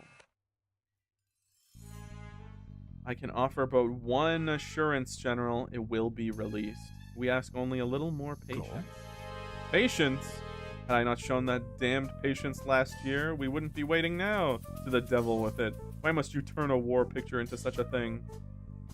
Genia flinches at the thunderous tone. Had Tushev only warned her of Adrien Yankeril's presence, she might have claimed a headache and passed the evening with her books instead. Is she telling the truth? Try clicking on the original scriptwriter to find out. It's the request of the original scriptwriter, after all. The original work was intended for a far younger audience as well. Give me lie points. You found a hidden lie. Any character can lie, and lies will only be revealed after you've gathered enough clues. Try to uncover them and earn verdict. General falls silent, his face betraying a belated wish that he had ended with a bullet at the onset. What the hell? Can it go out first? It's already been edited. Too risky. No one knows if talking pictures fall under the Silence Act. Once the SRCA gives approval, we'll take it to the assembly. I'll have my men watch how it goes. How certain are you? Mr. Smiv says they control a third of the votes at least. The review begins tomorrow. Think of it, General. The first talking picture in history. We'll put on a show that makes the royal beloved look like amateur hour. Wow. Don't trust that scoundrel too far. Had he not delayed production for 3 months, we'd be making money since last year. That's most regrettable, but who could have foreseen the waterway reconstruction project would run through your chosen location? Also known as the sewer project. It aims to expand an artificial lake and sewer system to improve residents' living conditions. However, due to the excavation accidents caused by inadequate geological surveys, the project dragged on for 4 full years without completion. Exaggerated by Reese. Shoelip chronicles the bizarre. The project, the sewer project, spawned horrifying urban legends of colossal monsters lurking beneath the surface, dead workers drowned in muddy waters, and the like. But for locals, nothing was more heart-stopping than the sewage sludge gushing from their taps. Yuck. No, Reese. No. You're gonna have to be patient, okay? Can you please be patient? Gina struggles to stifle her laughter. Fine, but I want 30% in advance next month. Mr. Smith will see to it. He's fond of saying, Puerto do not deceive their own. Sure. Is that so? Oh no! Eek! A breath touches Gina's neck. She spins around with a gasp, her hand flying to her throat. Uh-oh. The man behind her is near her brother's age, rather handsome, his hair worn long, as befits an aristocrat. His brows arc high, and a wicked, provocative smile plays about his lips. You! Why are you eavesdropping? Perhaps the same reasons as you. Yeah, wait, what? The smooth answer makes Gina even angrier. She was breathing, and he was breathing on her neck. Who are you exactly? By Vatru, this is the most disheartening. Tushev, risky, never so much as mentioned me to you? How do you know my brother? Wrong question. You should ask your brother, who is Karante, and why has he broken his promise? You are Karante, huh? Yuri Demarico's only son, Gina's fiance. What? Whether the title should bear a former prefix remains disputed. Alright. Identity, fiance. Well, I'm sure we'll figure that out soon. When his father died, Karate moved to Moada to live under the wing of Joseph Popov. Popov! Grandfather of the first Flag clan and an old friend of her uncle's hometown. Quickly developed a taste for stirring up trouble, with his contempt for rules and tradition making him both notorious and unwelcome. He has all the people skills in the world, but no patience to use them properly. So wait. Weird, it doesn't say we're, like that. How's the demo been, Mr. Kashu? Hello, Leo Lovelace. It has been very good. So far, I've been in love with it. Can you look at this?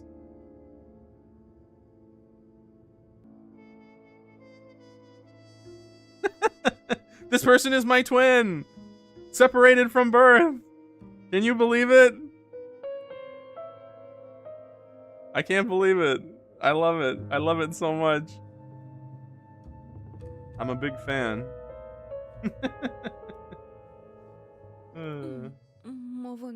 It's almost like your long-lost sibling. His promise? Bronte smiles like a cat in the cream, fiddling with his pipe. Something about that cocky stance rings a bell. When she was 8 or 9, a merchant named Yuri often called at their house.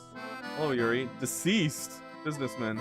Uncle to the gang's leader, Yuri commands the eastern territories of Kakarika Criminal Network. His family was ruled the southern trade routes for generations, calling themselves true Zavokians, while their casinos across Svogard generate immense wealth. He's the only one to shelter Tushev after the Marquis's murder, but in the underworld, every favor demands payment in blood, noble blood of Marquis lineage. I'm sorry, but I don't see the twin aspect of it. Are you sure you're okay, Catboy? Are you kidding me? Are you blind? You're blind. You must be blind, Jack. You must be blind. It's not even like it's that's my twin right there. Gina couldn't abide the reek of smoke about him, yet Tushev always insisted they needed a bit of help, and this Uncle Yuri happened to have just what they required. She must greet him dutifully. Only then would she receive fine jewels, new toys, and a spotless grand house.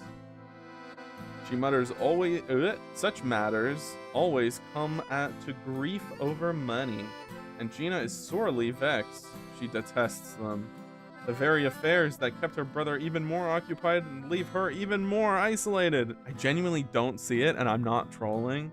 Brother, you need some glasses. See to your own business. Why must you drag me into it? Drag you in? Are you truly unaware, or are you as practiced a liar as he? What do you mean? The engagement. I'm speaking of your engagement. To me. When House Risky was at its lowest ebb, your brother swore your father you'd betroth you to me. The moment father died, he broke his word. I wonder how many others he's cheated. Still confused, my dear Gina? I am your betrothed. No! You can't marry my sister. Ah. Click the arrows to adjust the flowchart scale. Click on the avatar to adjust the character's chapter progress. Okay. Shouldn't I check out this new person? Which would be this, I guess. Yeah. Okay. We can continue this. I'm gonna see the new fella. Last stop. Read. What kind of language are they speaking? Hello, Cameron. It is, I believe, a made-up language. It is a created language. I believe. I'm pretty sure there's a bit on the Steam page about it. I'm not 100% sure, but I'm pretty sure the language everybody's speaking is a created language. Simlish? Maybe. Is it on here? Multiple POV. Oh, Steam page. Good idea. Oh, you know what? I should probably pin that. Demo is available. Check it out. Boom. Arrow. I have that stupid Delta Room song stuck in my head still.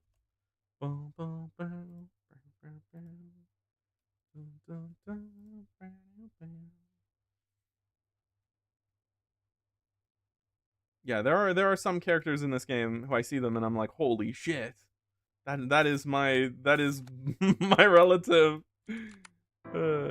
Like sometimes whenever I see my siblings, my VTuber siblings, I have to like squint to be like, yeah, no, I see it. I can see the familial data between our bodies that make us similar. And I don't have to do that for some of the characters in this game. The April chill still lingers in Thalazak. Tell me about Thalazak. Oh, this is the Holy Land. Okay. It's like a vague European language. I'm pretty sure it was made for this game. Like it's a made-up language. Slivers of sunlight steal through the ashen clouds, whispering as a momentary let-up in the rain. Kind of like French, but also Polish. Through the station's panes of glass, Genreal? Demion lifts his eyes to the sky. Demion, okay. Tracing make-believe paths of light in his mind. Hello, Pearl. How's it going? I'm a 12-year-old student, Male. New student at the middle division of St. Godhrkar Seminary. Timid by nature and well-mannered. Much beloved by the priests and matrons. Wait, you have relatives? I have many relatives.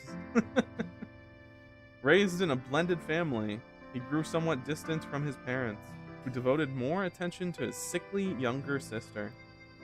Burning with curiosity, he adores the fantastic adventures in comic books, with Super Labor Warrior being his favorite.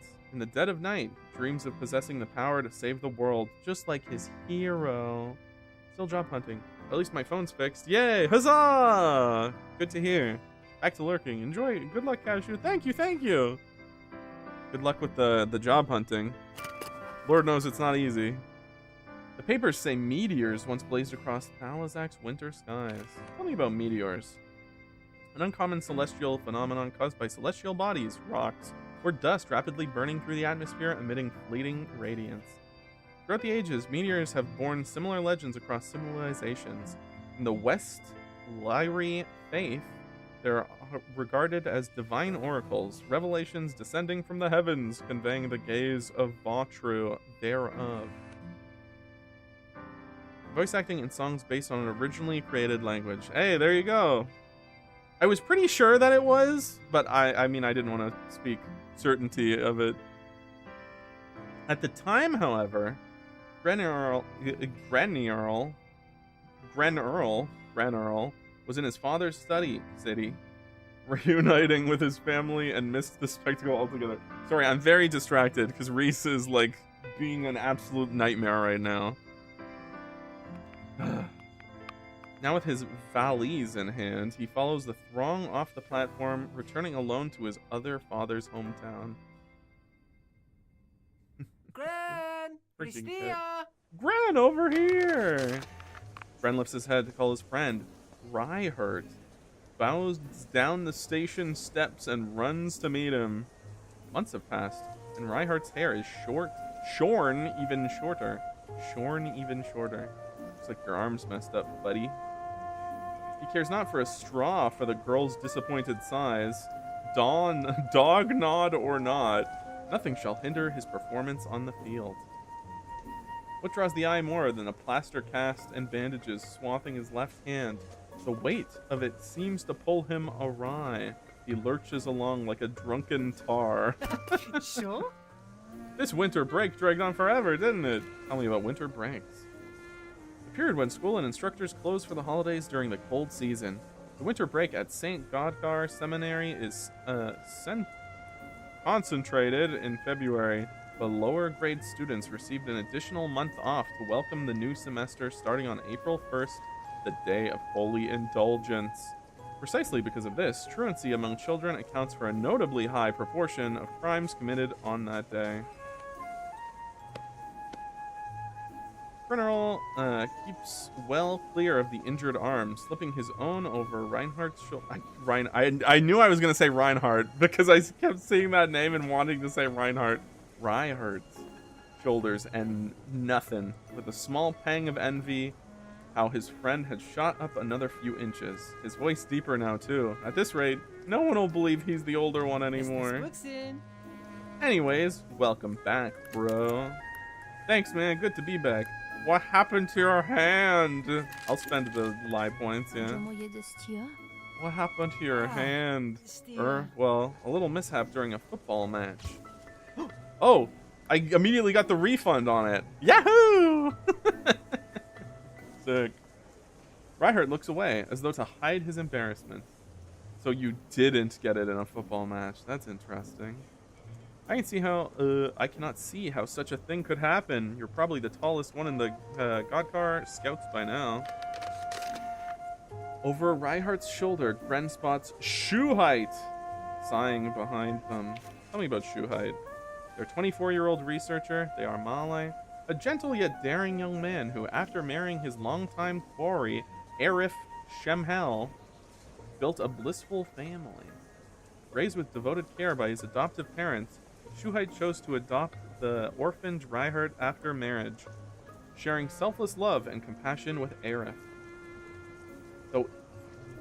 Though indispensable in the laboratory, his domestic standing remains somewhat humble. Okie dokie. You look a little bit like the villain from that one anime.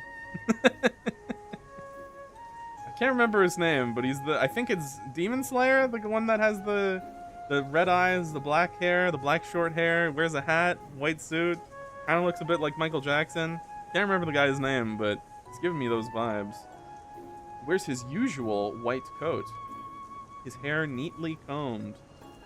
Bren used to wonder whether that didn't rather defeat the whole idea of staying clean until Reinhardt let out that Shuhite simply keeps half a dozen identical coats for different occasions. It's just one of Mr. Crozier's little tricks to keep up appearances. Though he's got zero fashion sense, Reinhardt had snickered. Reinhardt's a year younger than Gren. Okay, cool, I can just call him Gren. While Shuhite is perhaps 10 years their senior, more of an elder brother to Reinhardt than a father. Gren struggles to define their apprenticeship, and perhaps not all things require a label. Football isn't played with height, sir. And I hope you've learned something. Perhaps to think before you act. Or just stop playing the hero. Yeah, smarty pants. Reinhardt quickly mutters his agreement, eager to end the talk. With banter still lingering in the air, Shuhite shoulders Gren's case and ushers the boys towards the car. Reinhardt struggles to clamber in with one hand, Gren close behind. Once they're all seated, the square-built family motor pulls away from the train station. I've already read about the train. This was the first location I ever went to.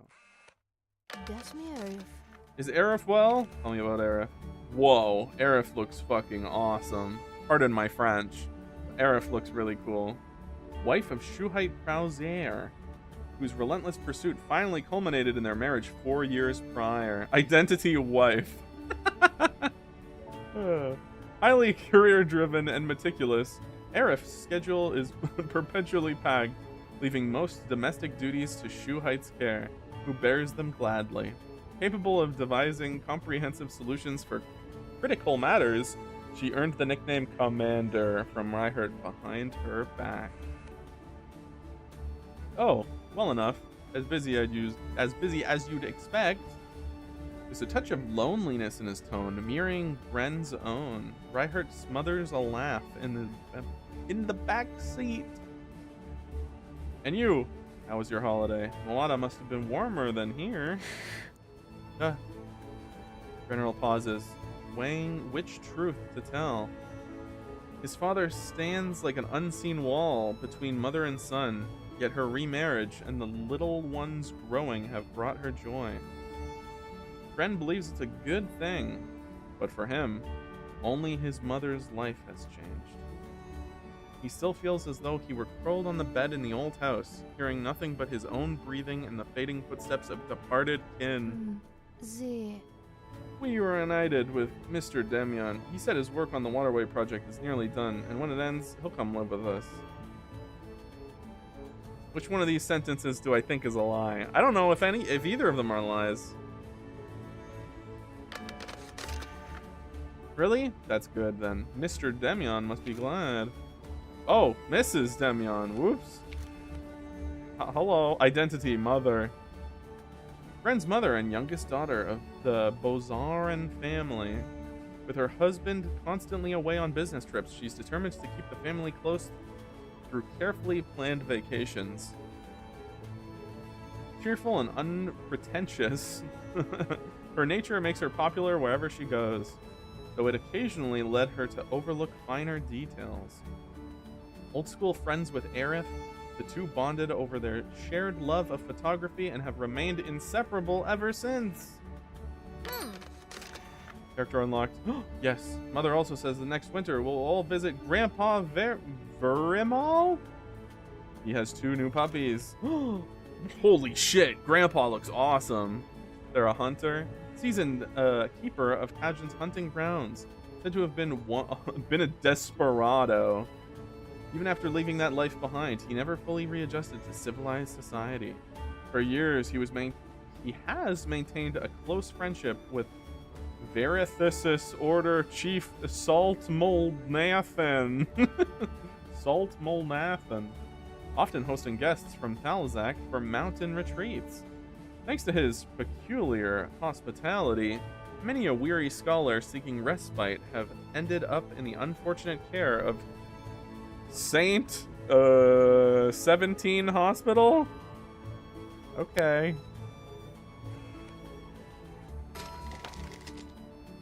Grandpa Verimal. Ah, Arif spoke of him. The one from Kajan, isn't he? Kajan, way down here. A poor isolated town tucked away near the woods still maintains old age hunting traditions. Years of remoteness have bred a fiercely self-reliant culture among locals who view both government and outsiders with deep suspicion. They hate outsiders. I getcha. Yeah, he's the gamekeeper there. Drummond is a grizzled old hunter, hard-faced and fearsome. Bren had heard of his feats in war from father, of his loss of his wife and child from mother's tales. Aww. Perhaps for that very reason, the gruff old man dotes on children. Small creatures in his yard never fail to lift a brooding gren. Jofar Kokstier? In a place like that, you'll never find this. Whoa. He wrestles open his satchel and draws out a neat sheaf of comics. Wow. Whoa! Comics! You've got 99 through 102? The monthly comic magazine, published by Wesson Press, features a diverse collection of short stories and graphic works, garnering widespread attention from enthusiasts. Its serialized section, renowned for captivating storylines and exquisite artwork, stands a hallmark of the publication. The flagship comic, Super Labor Warriors, under its banner, has recently gained meteoric fame, with sales skyrocketing and currently running its 26th installment. Ah, ki eer die vlassie. Not a single one missing. I knew you'd be pining for them over the holidays. You wizard! The last Super Labor Warrior finished with them trapped all alone. I can't wait to get my hands on it. You wizard? You wizard. A historical war fantasy comic, supervised by Glossarn Media and published by the Wesson Press, blending elements from the Fresian War and the Hokorika Civil War, with a protagonist who is a new recruit of the 307th Artillery Squad. Just like Strike Witches. The scriptwriter, a former history teacher, meticulously depicts the war's backdrop, while Glossarn Media creatively incorporates supernatural abilities, heightening the drama and drawing a vast readership. Cool. He flips through them in wonder, treating his friend's exasperated sighs as mere background noise. Wow. What a lark! Kostier. Ah, phooey. I still don't see what's so great about that cheap comic full of holes big as a barn door. Hey, what the heck? You just don't get it. It's all about the lone hero having an adventure, see?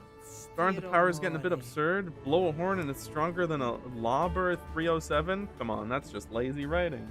Is this a tank? Originally named the Lauber Weasley's Mortar. Oh, it's a mortar. This technical weapon was designed and produced by Lauber Armory, equipped with explosive shells and characterized by a short barrel, high firing angle, and steep ballistic trajectory. During the Battle of Torres, 307 Squad of the Northern Army 15th Division gained fame by successfully suppressing the enemy forces at the main peak position using 2 such mortars, earning the weapon its nickname, Lauber 307. This is the type of like insane world building that I adore in visual novels. Hmm? Oh my goodness, cat. But last teaser only said where the horn was hid. Sure. Ryhert, you've been reading it all along, too, right? Morpheus I just saw kind of it. flipped through it when I bought it. That screwy story ain't half as good as Galactic War. Now that's the real stuff. Science fiction novel penned by Enthusian writer Jamai. Shamai? Depicting the tale of a protagonist from the frontier star systems who, unwilling to submit to the Galactic Empire's dominion during the Interstellar Age, crash lands on a derelict asteroid only to encounter a hidden rebel faction. Ultimately, he joins their cause to overthrow the Imperial reign. Novel is celebrated for its immersive descriptions, boundless imagination, and intricate character dynamics. A famous line from the story is the protagonist's declaration when facing his father's betrayal. I reckon it's time to make our move. Oh, okay. I'll remember that. Just no. That's just a family melodrama. Shaw, beat it. You've got no taste at all. Reinhardt sticks out his tongue. Such teasing has always been a part of their friendship. They never let a difference in taste come between them. Reinhardt still buys every Thales Comics issue for Gren, grumbling all the while. With his best friend at his side, Gren feels his family absence a little less. We'll have to ask Priscilla to judge. Priscilla! This is the other character that I was like, oh my god. This is a twin of mine. Her eyes are a darker blue than mine, but she's got the face structure, the everything about her. I'm like, this is like, this looks like they could be a relative. They are a relative if you want to get technical, but yeah, damn. That was another one of the characters that I was like, they're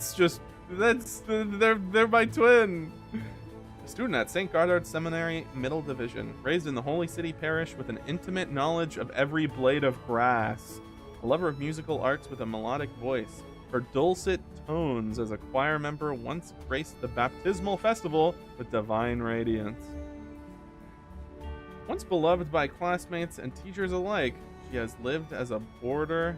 Lived as a boarder. Oh, as in she's boarding there, yes. Since the new term began following sudden family misfortunes. She's a Famale, age 12 student. The reply never comes. Fred looks up and finds Reinhardt gazing out the window. Streets flying past grow familiar. They're nearing Gren's home. Shall I see you to the gate, Gren? Yes. Shuhite parks in the drive. Gren hops out with his suitcase, pulling the door shut behind them with a firm thud. See you at the holy ceremony tomorrow. Tell me about this. Ceremonial events held on the day of Holy Indulgence typically commence at 10 in the morning and conclude by 2 in the afternoon. Proceedings include the Pope Sarl's address. The Pope Sarl's address. The announcement of that year's list of absolutions and speeches by bishops, among other segments. Sounds like a rip-roaring good time. The rites are conducted simultaneously across all chapels to allow the faithful to participate conveniently. Small biscuits distributed during the ceremony were originally to be provided by ecclesiarchy, but after the introduction of balsam-flavored biscuits in 1545, incited a riot. They're now uniformly supplied by the kitchens of New Leston Hotel. Don't be a sleepyhead. As if. See you later, little Gren. Remember to telephone your mother. I will. Goodbye, Mr. Grousier. He watches Shurik pedal down the drive. The automobile glides away, leaving the boy alone once more in silence.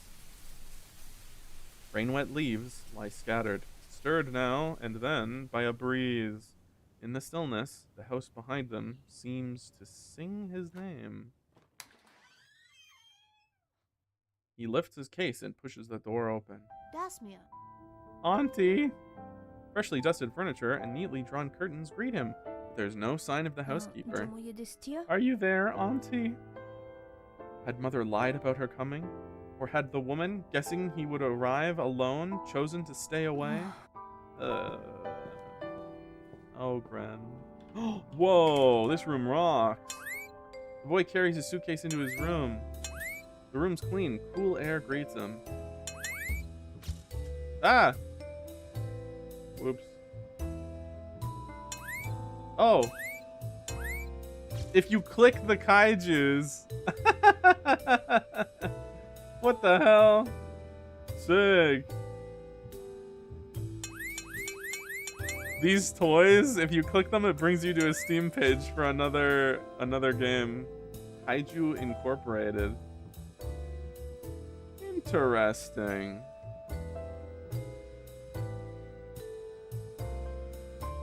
How about the squirrel? Nothing for the squirrel. Sits the case by the bed and snaps open the latches. No sooner has he lifted the lid than steel beads spring from between the clothes and roll under his bed. Children's game. Steel beads? A children's game imported from Intaitofa, a Opponents select a pit, draw boundary lines on both sides, then take turns flicking steel marbles to knock the opponent's marble into the hole without going out of bounds.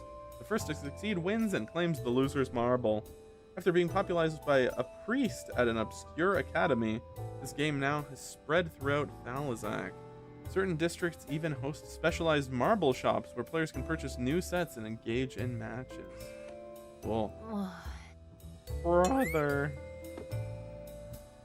He crouches low, straining to squeeze his still growing frame beneath the bed. Huh? Just then, whoa, the melodical sound. Something in the far corner catches his eye, tucked so far back, it all but blends in with the wall. Ren presses his chest to the floor, stretching his right arm as far as it'll reach. Almost there. His fingertips brush the object. After several attempts, he finally gets a hold of it, entirely forgetting the steel beads still waiting to be rescued. What is this expression? The boy wriggles free from beneath the bed, sending a cloud of dust that sets off a fit of sneezes. A small box. Ren picks up a handkerchief from the bedside table and after carefully wiping the box, uncovers a tiny winding key. It's a music box. An ancient and intricate musical instrument driven by clockwork, with metal chimes arranged in sequence, activating reeds through the movement of pinned barrels. Its ethereal crystal-like tones can produce simple melodies. Is it too loud for the Silence Act, though? This has got to be illegal. This has got to be illegal. A peculiar shiver runs through him as he works his fingers into the seam and pries at the stubborn lid. 3D. With a shriek of metal, the box bursts open at last, revealing intricate brass clockwork nestled within. Ren tries the winding key at the side, but it won't budge, stuck fast, as though welded in place with magic itself. Is it broken? He searches in vain for a way to coax forth its tune. The joy of having found it tempers his disappointment. After all, he had discovered something remarkable, a genuine music box. Since the Silence Act, such treasures have vanished entirely from shop windows. I told you this is illegal.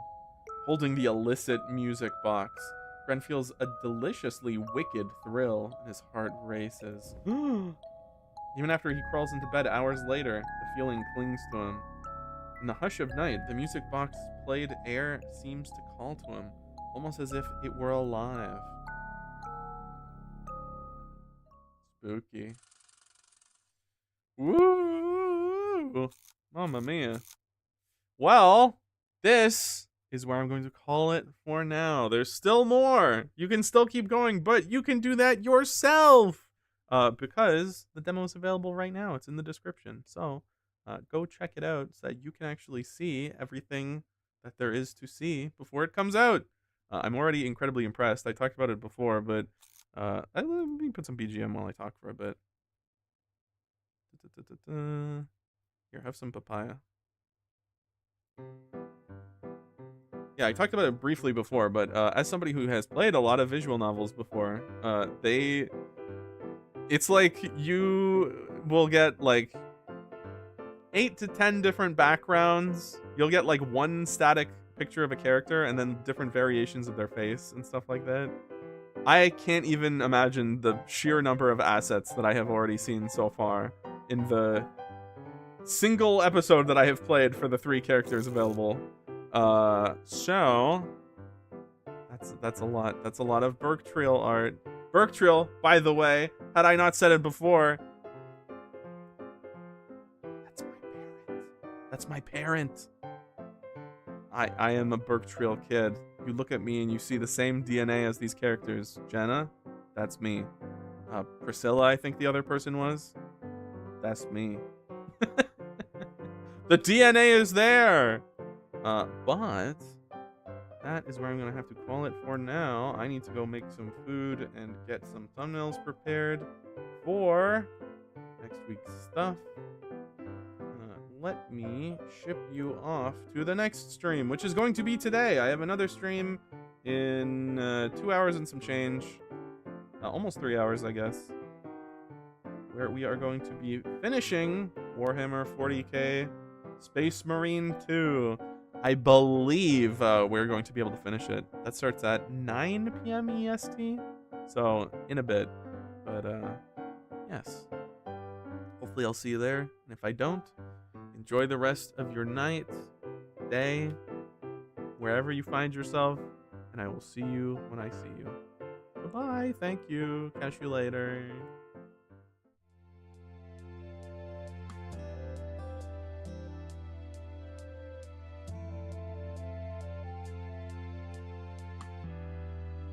Hey, goodbye. Thanks for coming by.